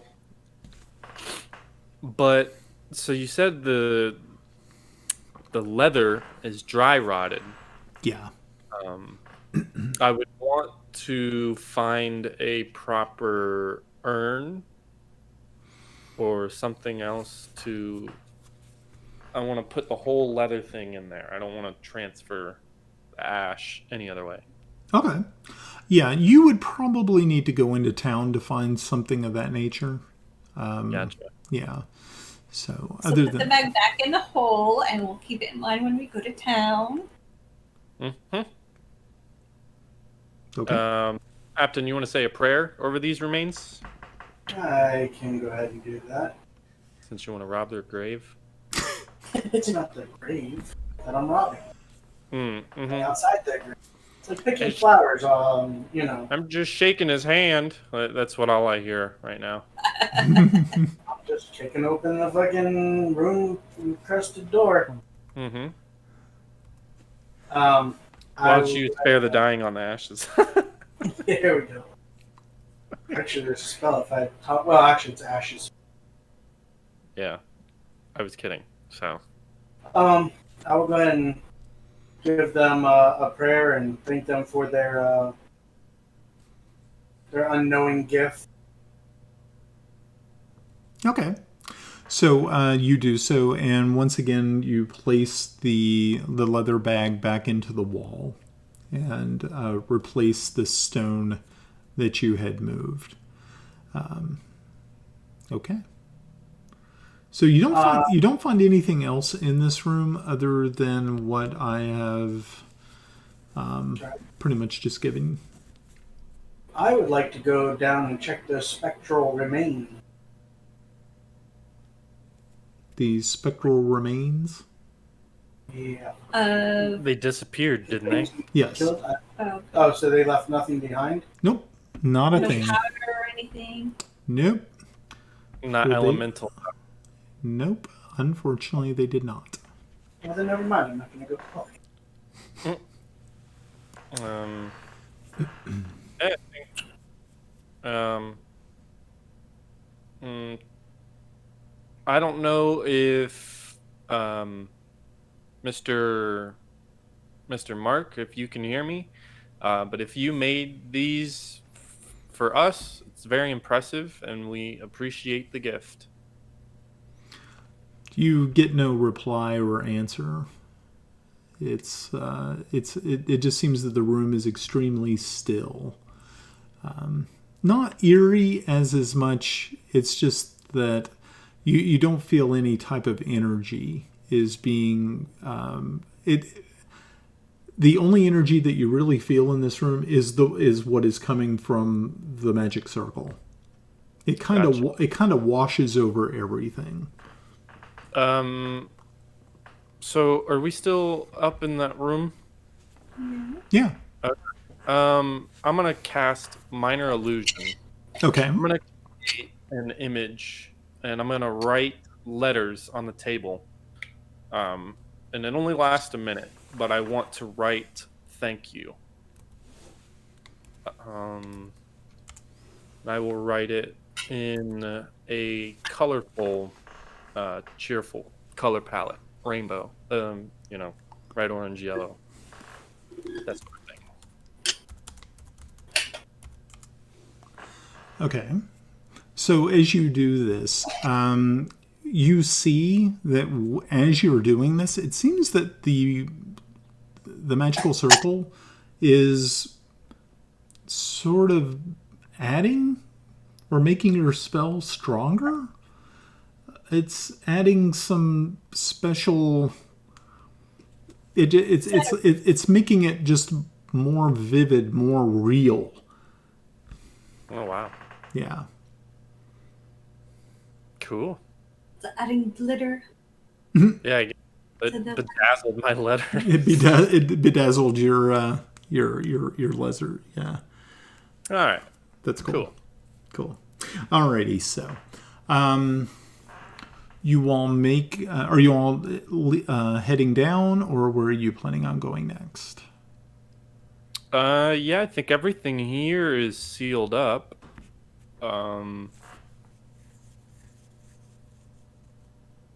Do we need to hire like gardeners and caretakers for the keep before we while we're gone, or should we just wait till we're back? It's a good question.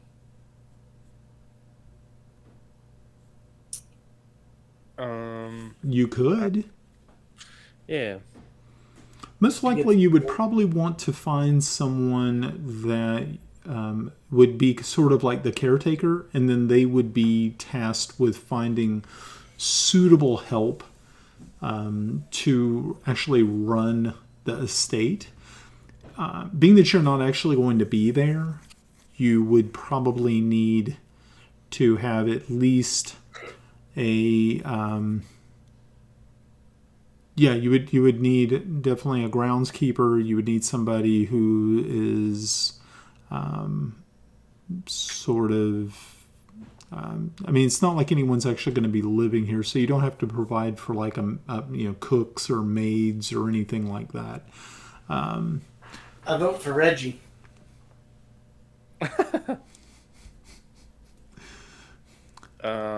Reggie.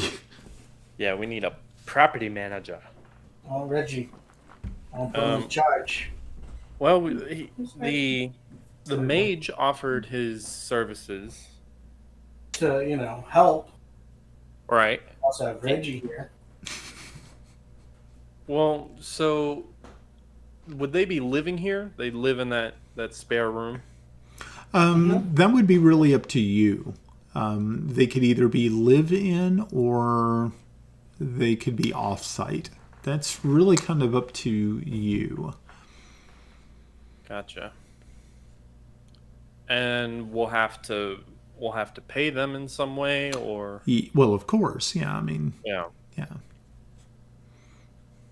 So we can offer them board for free in lieu of payment. But we can figure it out when we talk to Reggie.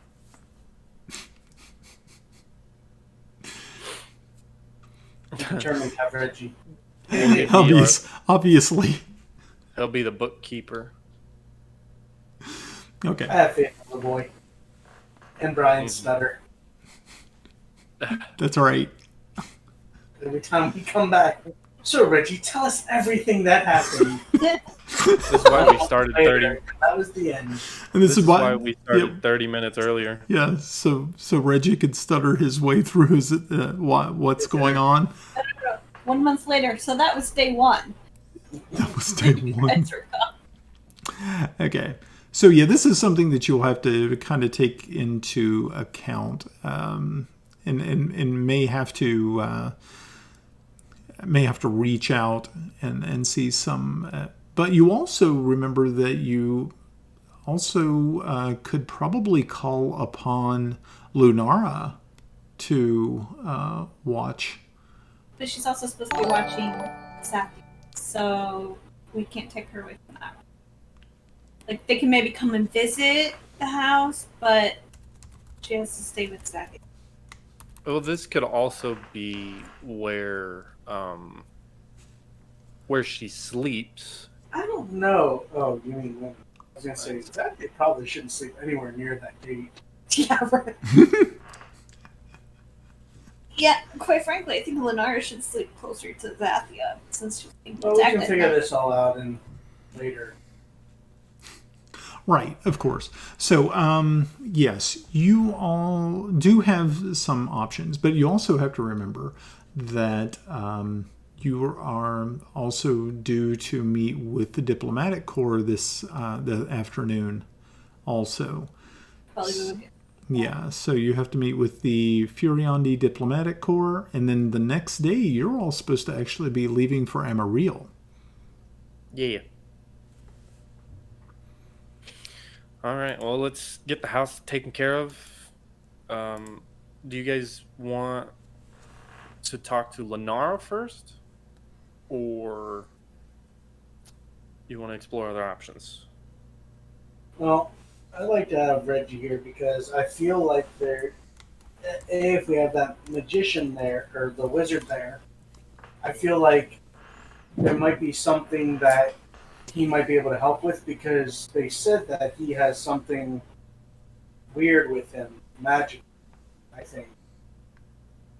So maybe they can work through that. Okay. So you want both the magician and Reggie? Yeah. I'm fine with them. And then Lenora can be there, come and go as she wants. And Has she been knighted yet? maybe. You know? Now, how big of a plot of land is this? Okay, so if you remember, on top of the house, the grounds just for the house, you also had 20 extra acres. So Wow. it's a decent sized plot of land that you have been gifted. Well, we could make use of the land by getting animals or stables set up so people could store animals there, so it earns an income. Could pay for the upkeep.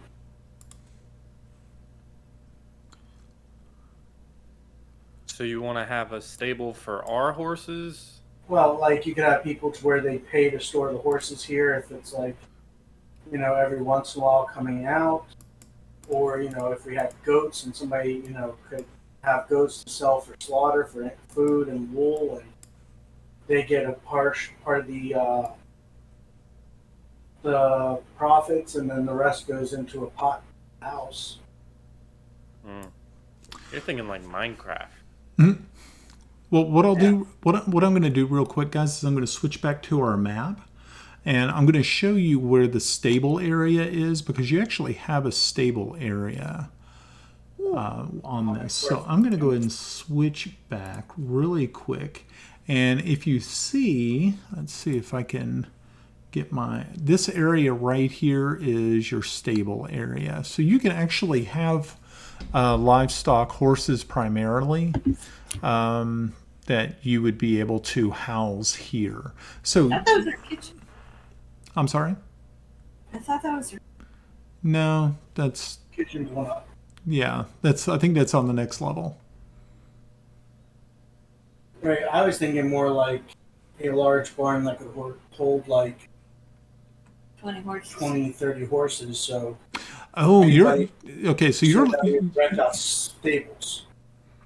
I see what you're thinking of. Okay, so yeah, you were actually trying to turn it into like a money-making sort of venture? Okay. Not necessarily like, we're going to get rich, but at least it'll pay for the upkeep, the maintenance, and True. not be a negative drain on. Right. Yeah, the only thing that you would probably need to do is make sure that you have a stable master and attendants to look after those horses. The other thing is, with having 20 acres, if we did goats and or cow, we wouldn't have to clear the land. The goats and or cows could do that. I'd say goats would probably be better. And then they could clear the field Mm-hmm. and provide, turnabout. Well, right now, what you're really facing is being that this house has not actually been used in many, many years, is that you really have no clear land. Almost all of it is forested at this point in time, so you would actually have to bring in loggers to fell it. So there's your kind of the drawback. Even though you could probably get someone to get people to come in and fell the trees and mill the wood, and that could prove also profitable. I could also find somebody who works, wood, like an armor or something like that, and say, Somebody in town. Yeah. we'll sell you, 5 acres of wood land. You do all that, and we only charge you X amount over, what it costs to cut, Well, Armos is bisexual, so he deals with wood. I should just record all your faces. Ouch. They were all I don't know where that came from. Ricky's Surprise! mouth. He's out of the closet. And so, yeah. Equal opportunity. Okay.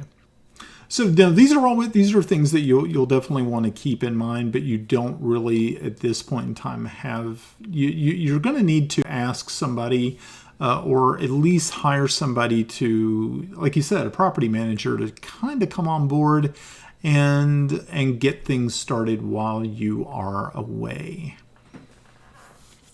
Can we just set up a paintball field out here?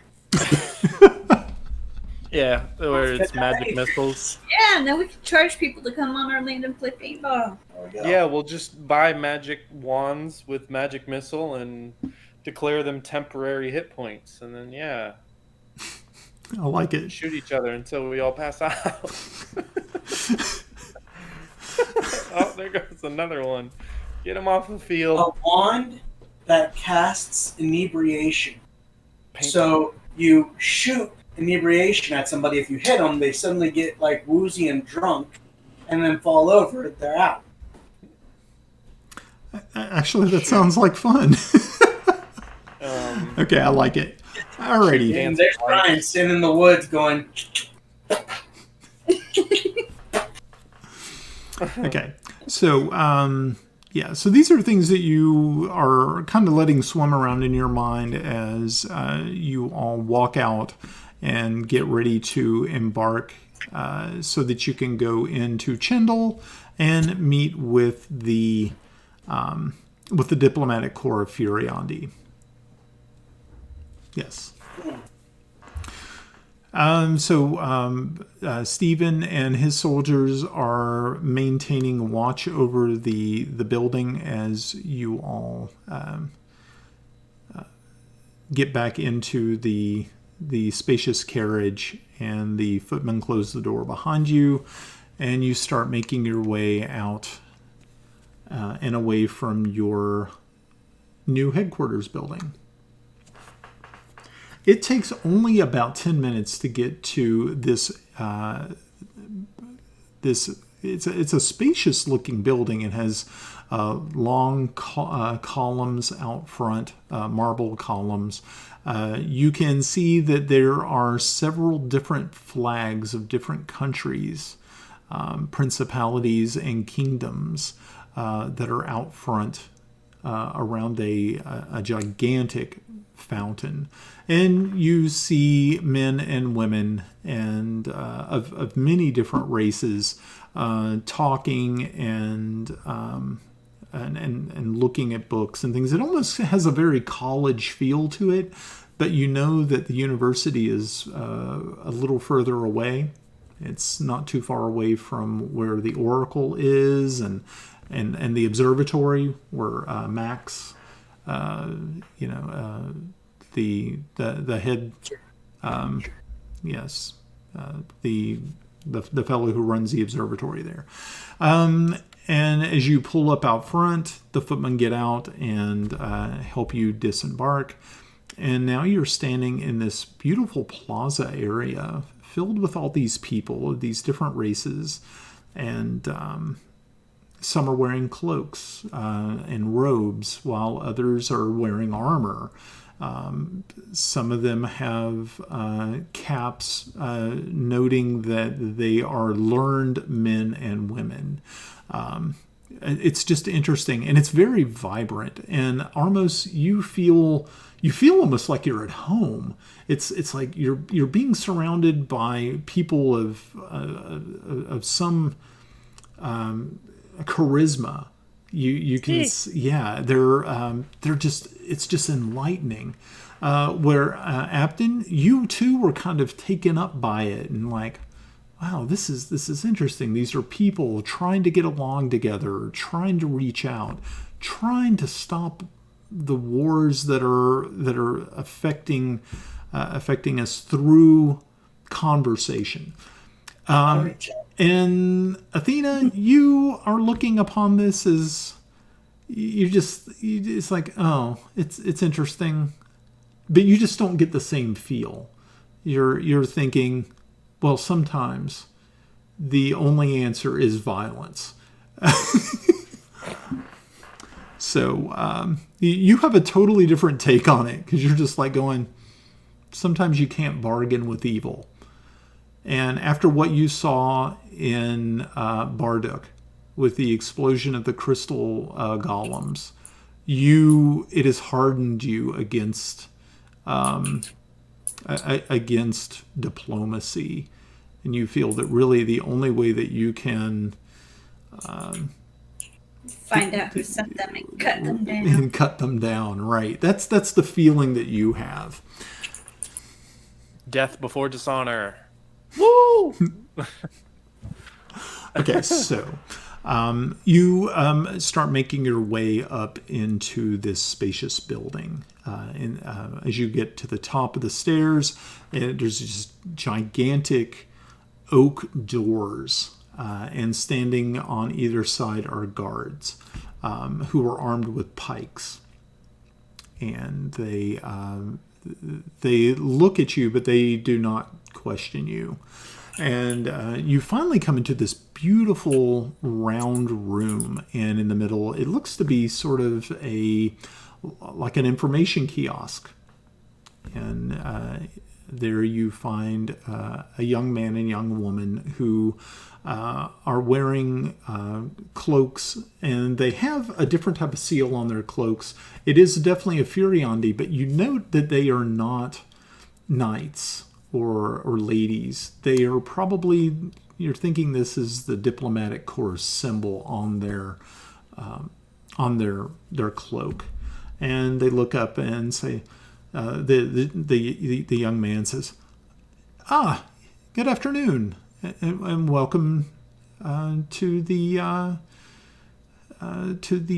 sanctum of progress and diplomacy.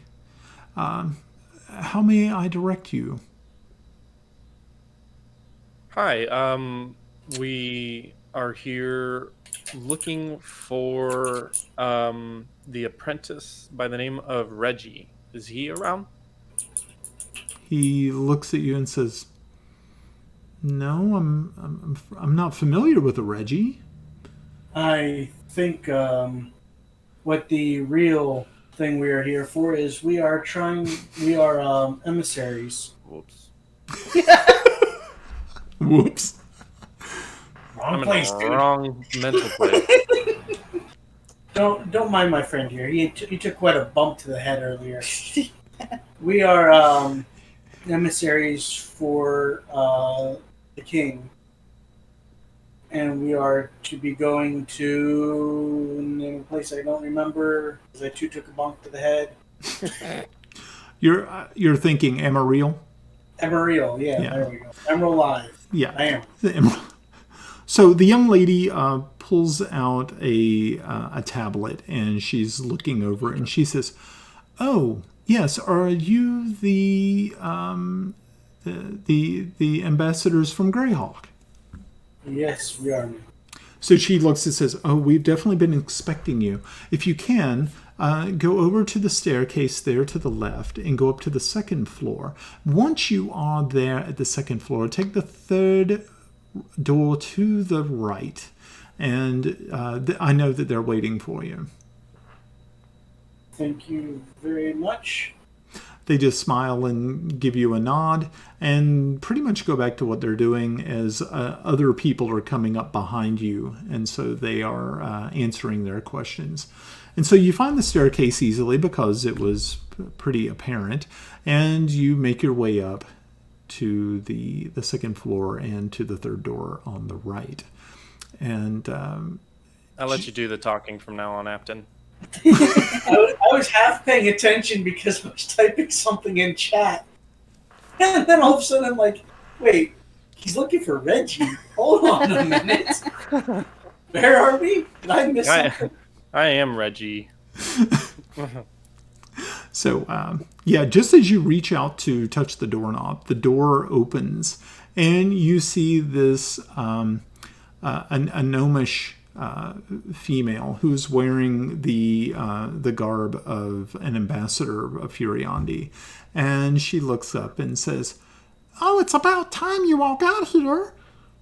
We've been waiting." Yes, we are sorry for the delay. We ran into some difficulties at our new home. But we are here and we are ready to get started. "Well, okay, I understand."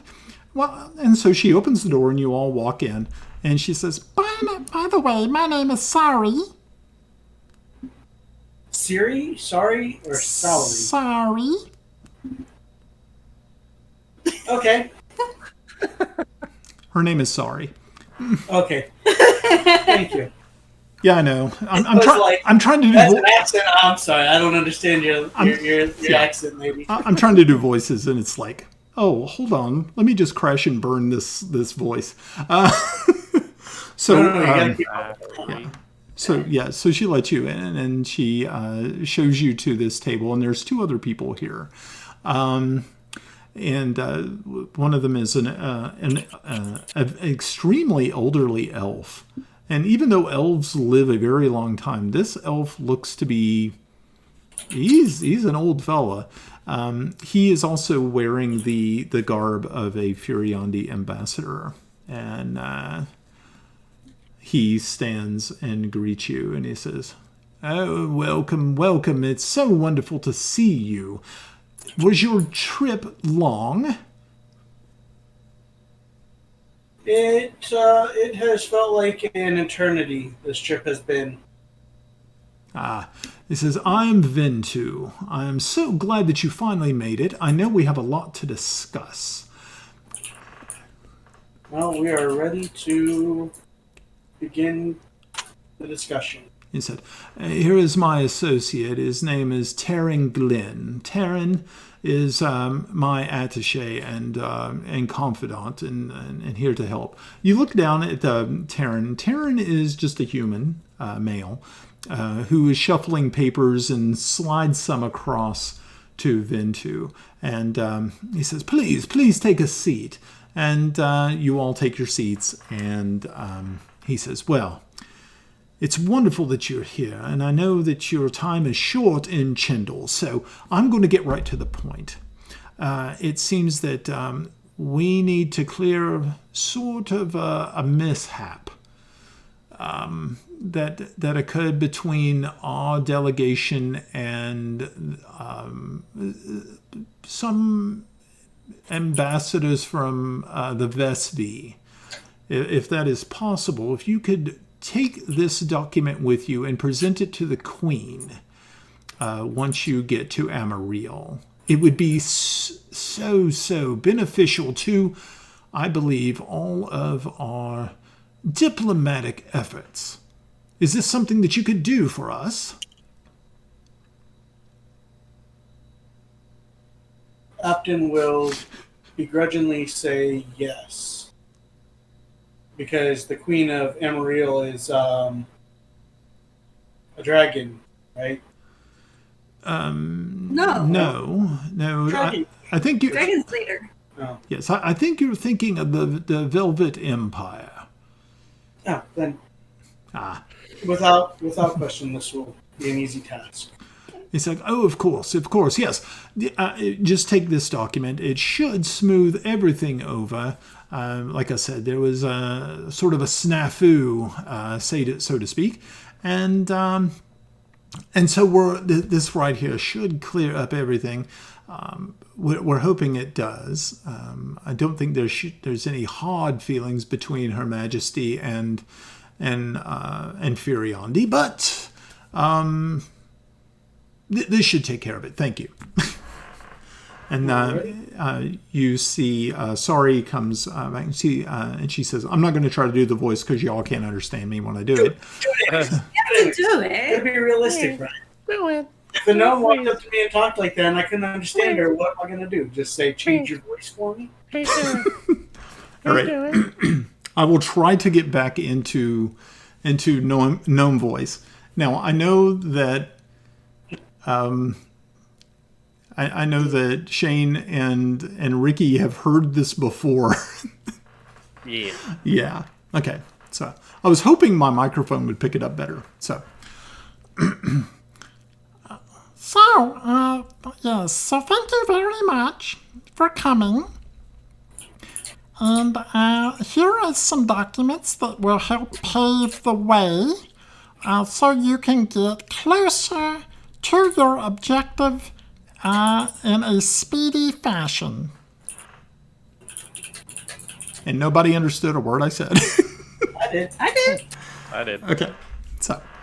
And so she slides over this small map case, and she, as you kind of leaf through it, you can see that They are documents that have royal seals on them, and some allude to maybe taking you through some secret passages to get you to a location that may be more suitable. And it seems as though there's been an itinerary change, that you were supposed to meet an elven ranger once you reach the border with the Velvet Empire, and now it looks as though you may have a larger escort. I'm going to look at ask sorry. So I see there looks to be a much bigger escort coming with us this time around. She says, Yes, that's exactly what's going to happen. We tried to get some more clearance from the Queen, but it seems as though she is sending she's sending a larger escort to help you. Oh, well, that is very kind of her. so Sorry continues to sort of, show you the papers. And yeah, it does seem that there has been a little bit of an itinerary change, but you're still heading towards the Velvet Empire. All right. Fun. But from what it looks as though they're trying to cut your time down, there seems to be a change in the timeline. Well, I suppose we should make arrangements to make like a bird and get the flock out of here. Yeah. So Ventu says, well, you do not need to rush off immediately. I know that you are slated to leave tomorrow morning, and we would like to invite you to the ambassador's ball this evening. I think you would have a good time, and you could meet some others of your rank and file. Well, we do appreciate it. We do have prior engagement with our gracious hosts, General Alistair and his family, at a going away party. Right. So, Ventu says, oh, I completely understand. And that is wonderful that they have taken you under their wing so much so. That is wonderful. So, do not let us keep you. You go right ahead, and maybe the next time you are in Chindle, you can join us. It's a yearly event, and we all get together and talk about mostly.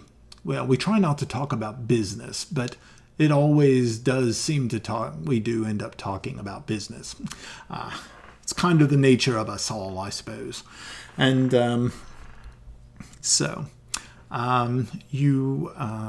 they stand. And Sari goes back over to the door and opens it up for you, and they all say their goodbyes, and you all head on out to head back down the staircase. And as you are reaching the bottom of the staircase, you see... I'm sorry? Roll initiative. Roll initiative. No. You see a familiar face. Looks like young Reggie has actually made his way into the ambassador's enclave, and it looks as though he's carrying some sort of package that is marked important from the university, because that's where you met him to begin with. He is now... Yeah, university, not observatory. Right. Got it. So, yeah. Well, the university and the observatory are in the same building. Oh. I don't know. Something in my head heard wherever we were, and I was like, this is where Reggie is. Yeah. No, you were in the ambassador enclave. which is Got a it. totally different building down the way. Yep. I'm dumb. Okay, so yeah, he is now approaching the information kiosk. I'm going to call to him, Reggie. You see him like quickly stop short, and he looks around really quickly, and then he spots you, and he immediately walks over to you, and he says, I'm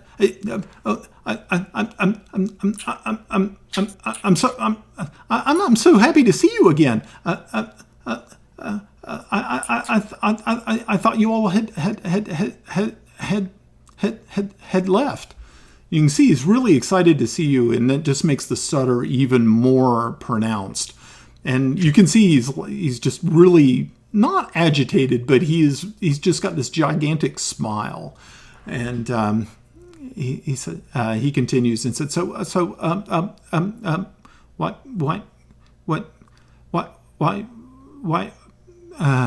And you see he gets tired, and he just looks down at you, and he's looking at you, Apton, and he's like, I'm going to just put my hand on him and go, we were here getting our papers for where we are off to next.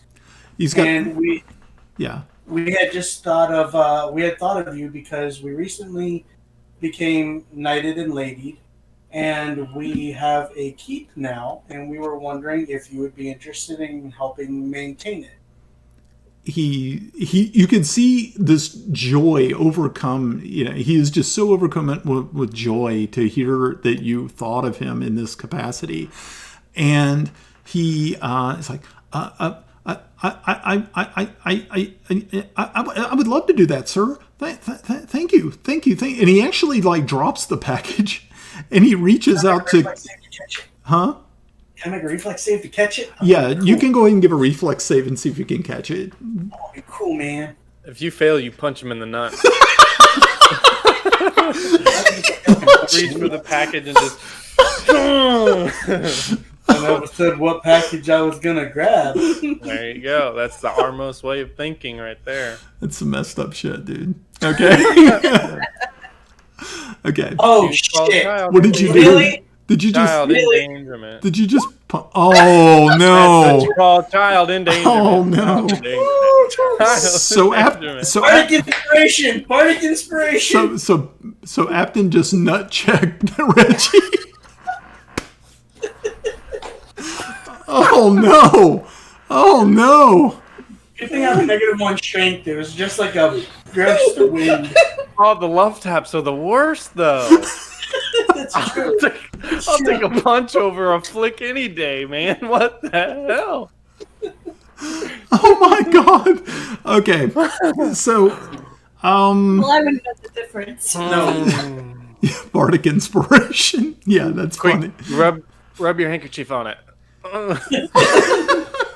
It's not coming off. Okay, so I'm not going to have this play out like this. I'm just going to say that you missed the box. Thank you. Yeah, so you're not going to nut check Reggie. God, that's terrible. Middle of the Diplo quarters. Boom. So yeah. So actually, yeah. So the box hits the ground and sort of bounces, but he doesn't really seem to mind as he actually reaches out and grabs you and gives you this hug. And you can actually see that he is very overcome with emotion, and he stands back up, and then he goes to hug you, Armos. Nut checks you.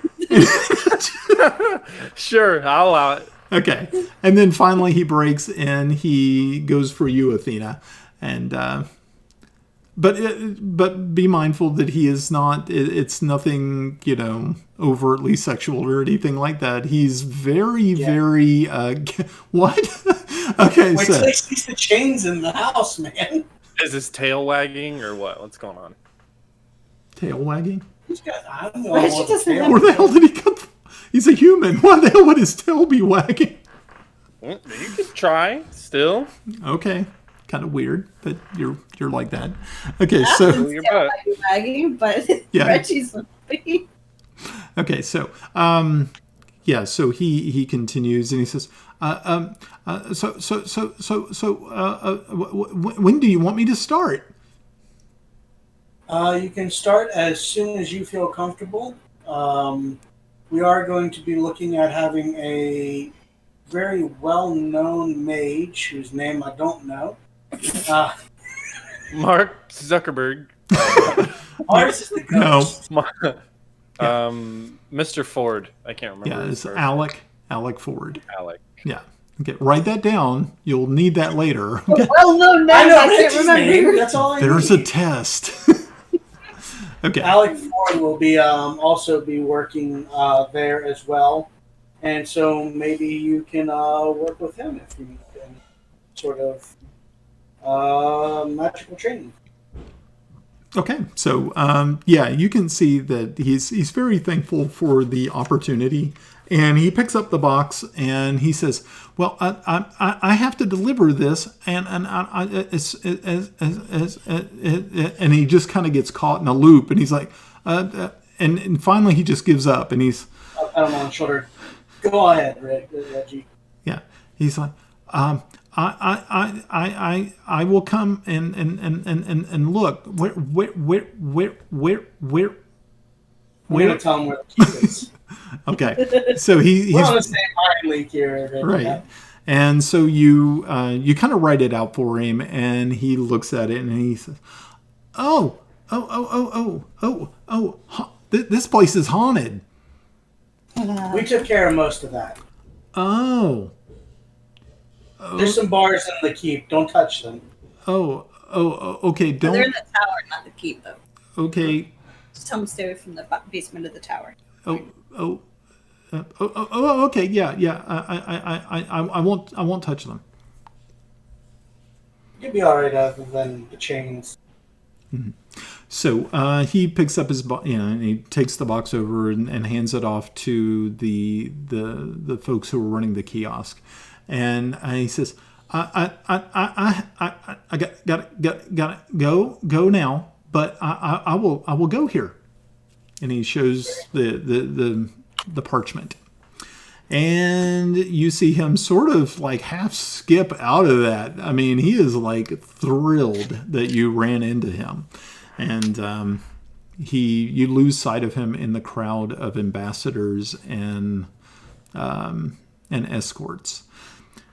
And so finally, you are standing outside looking at the crowd assembled. You can see that there are more and more people who are showing up, and you kind of figure because of the ambassadors' ball that night that they would be there's more people going to be showing up. And you find your carriage and are whisked away. Are you heading back to your headquarters, or are you heading to Manclaw Manor? I think we should head to Manclaw Manor because I'm assuming it's kind of getting a little late. Okay. Yeah, by the time that you got done with all of your running and everything, it was closer to like late afternoon. Okay, yeah, so we can get back there. We can bathe, get, situated for dinners and whatnot. 'Cause I'm Right. assuming if it's like any other fantasy thing, they eat dinner a little on the earlier side. Right. So yeah, like I said, it takes a little bit longer to it's actually a little bit longer to get to Manclaw Manor, but you finally get there, and as you approach Manclaw Manor, you can already see that there is something going on here that was not readily apparent that morning when you left. You can see that there is a large tent set up on the side of the house. You can see that there are other people here, not just the servants and the Manclaw family. You see that there are others who are of more royal bearing, maybe other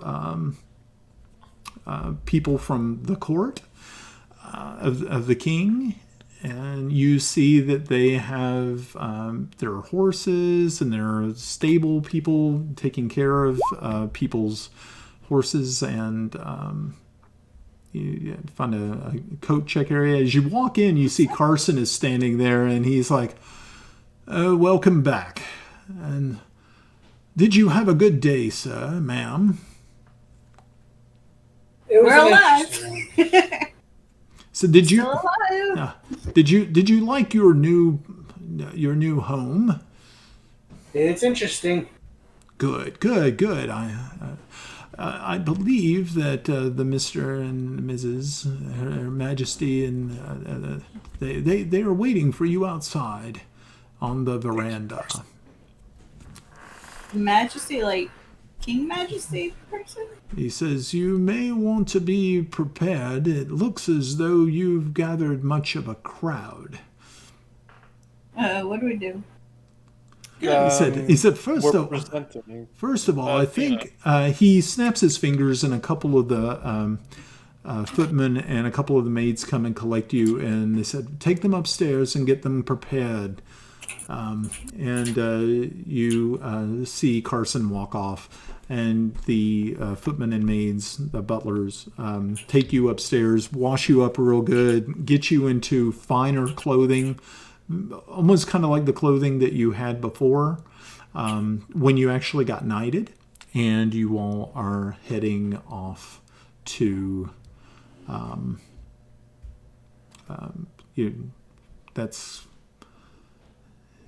that's kind of where I leave you at that point in time. You were standing at the foot of the staircase, all polished and clean, as you look down into the large dining room below. You see people milling around, bringing in dishes of food, and you can look out the windows and see that indeed it looks as though a sort of a makeshift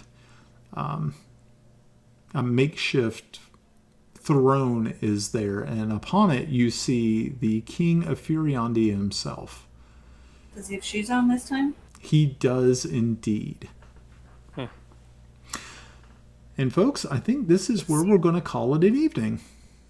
Yeah. Yeah, pretty good, huh? So what'd you guys think? Did you have a good time? Yeah. Pretty Good. Yeah. Awesome. I see that we had a bunch of people in the chat tonight. I'm sorry I didn't get a chance to say hello to them, but that's why I have moderators who sit here and do all types of crazy stuff for me. So thank you, Shane, and for keeping an eye on that for me. And so yes, big thanks goes out. We did have a new follower. So let me make sure to give that person the proper. I think it was Phoenix System. Phoenix System. Thank you very, very much for your follow. That's awesome. Thank you. The more we get, the more we get.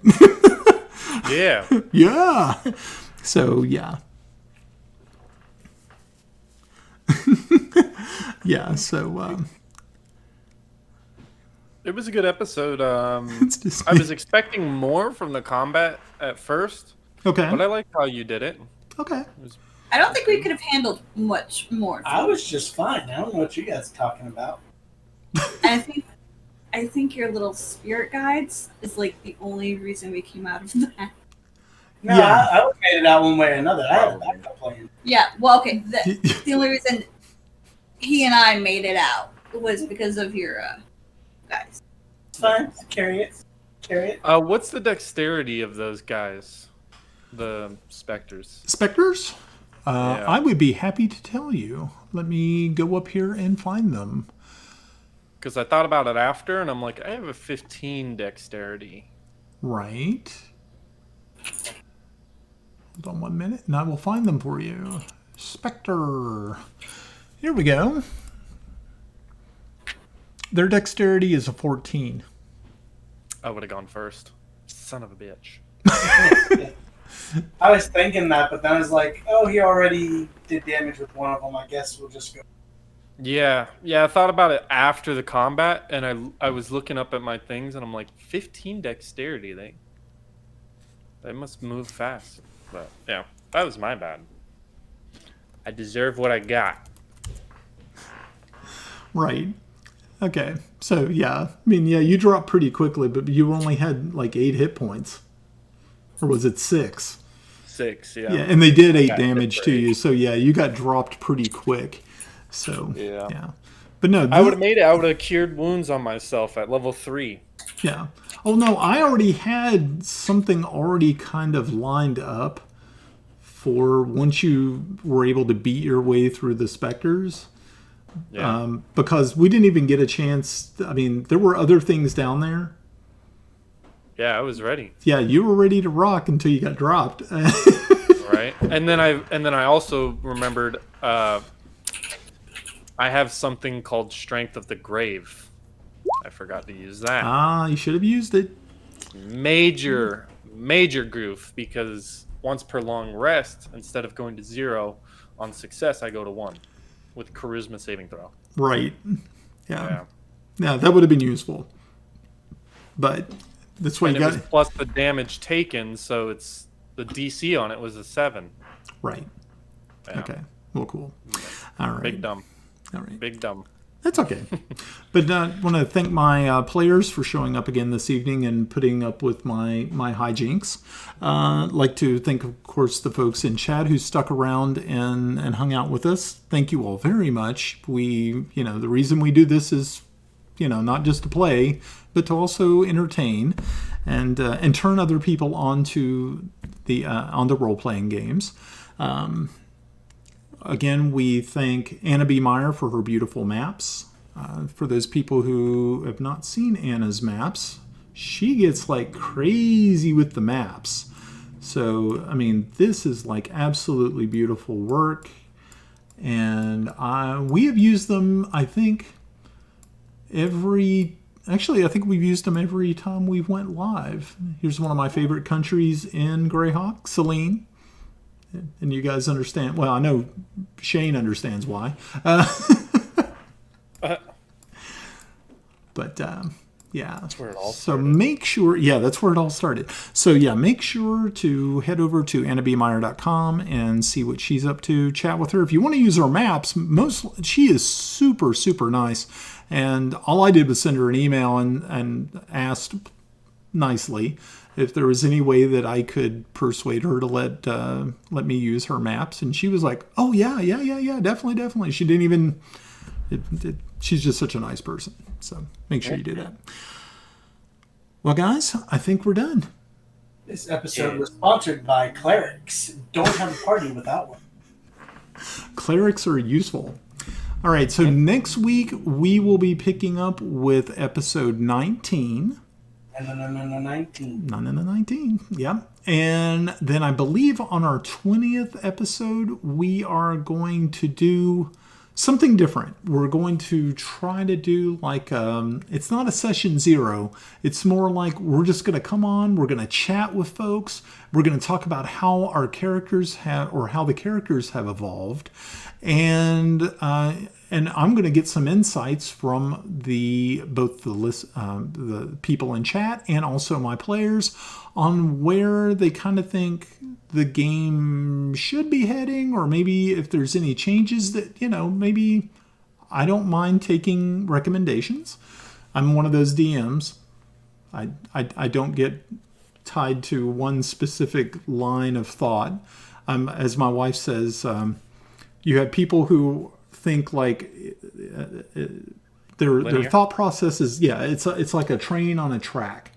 It just, and then she said, then you have people who think like spider webs, and spider webs are like, they're thinking like this, and there's like tendrils all over the place, and you can go in several different directions, and that's the way I like to run my stories. So that is how we are going to that's what we're going to do for episode 20.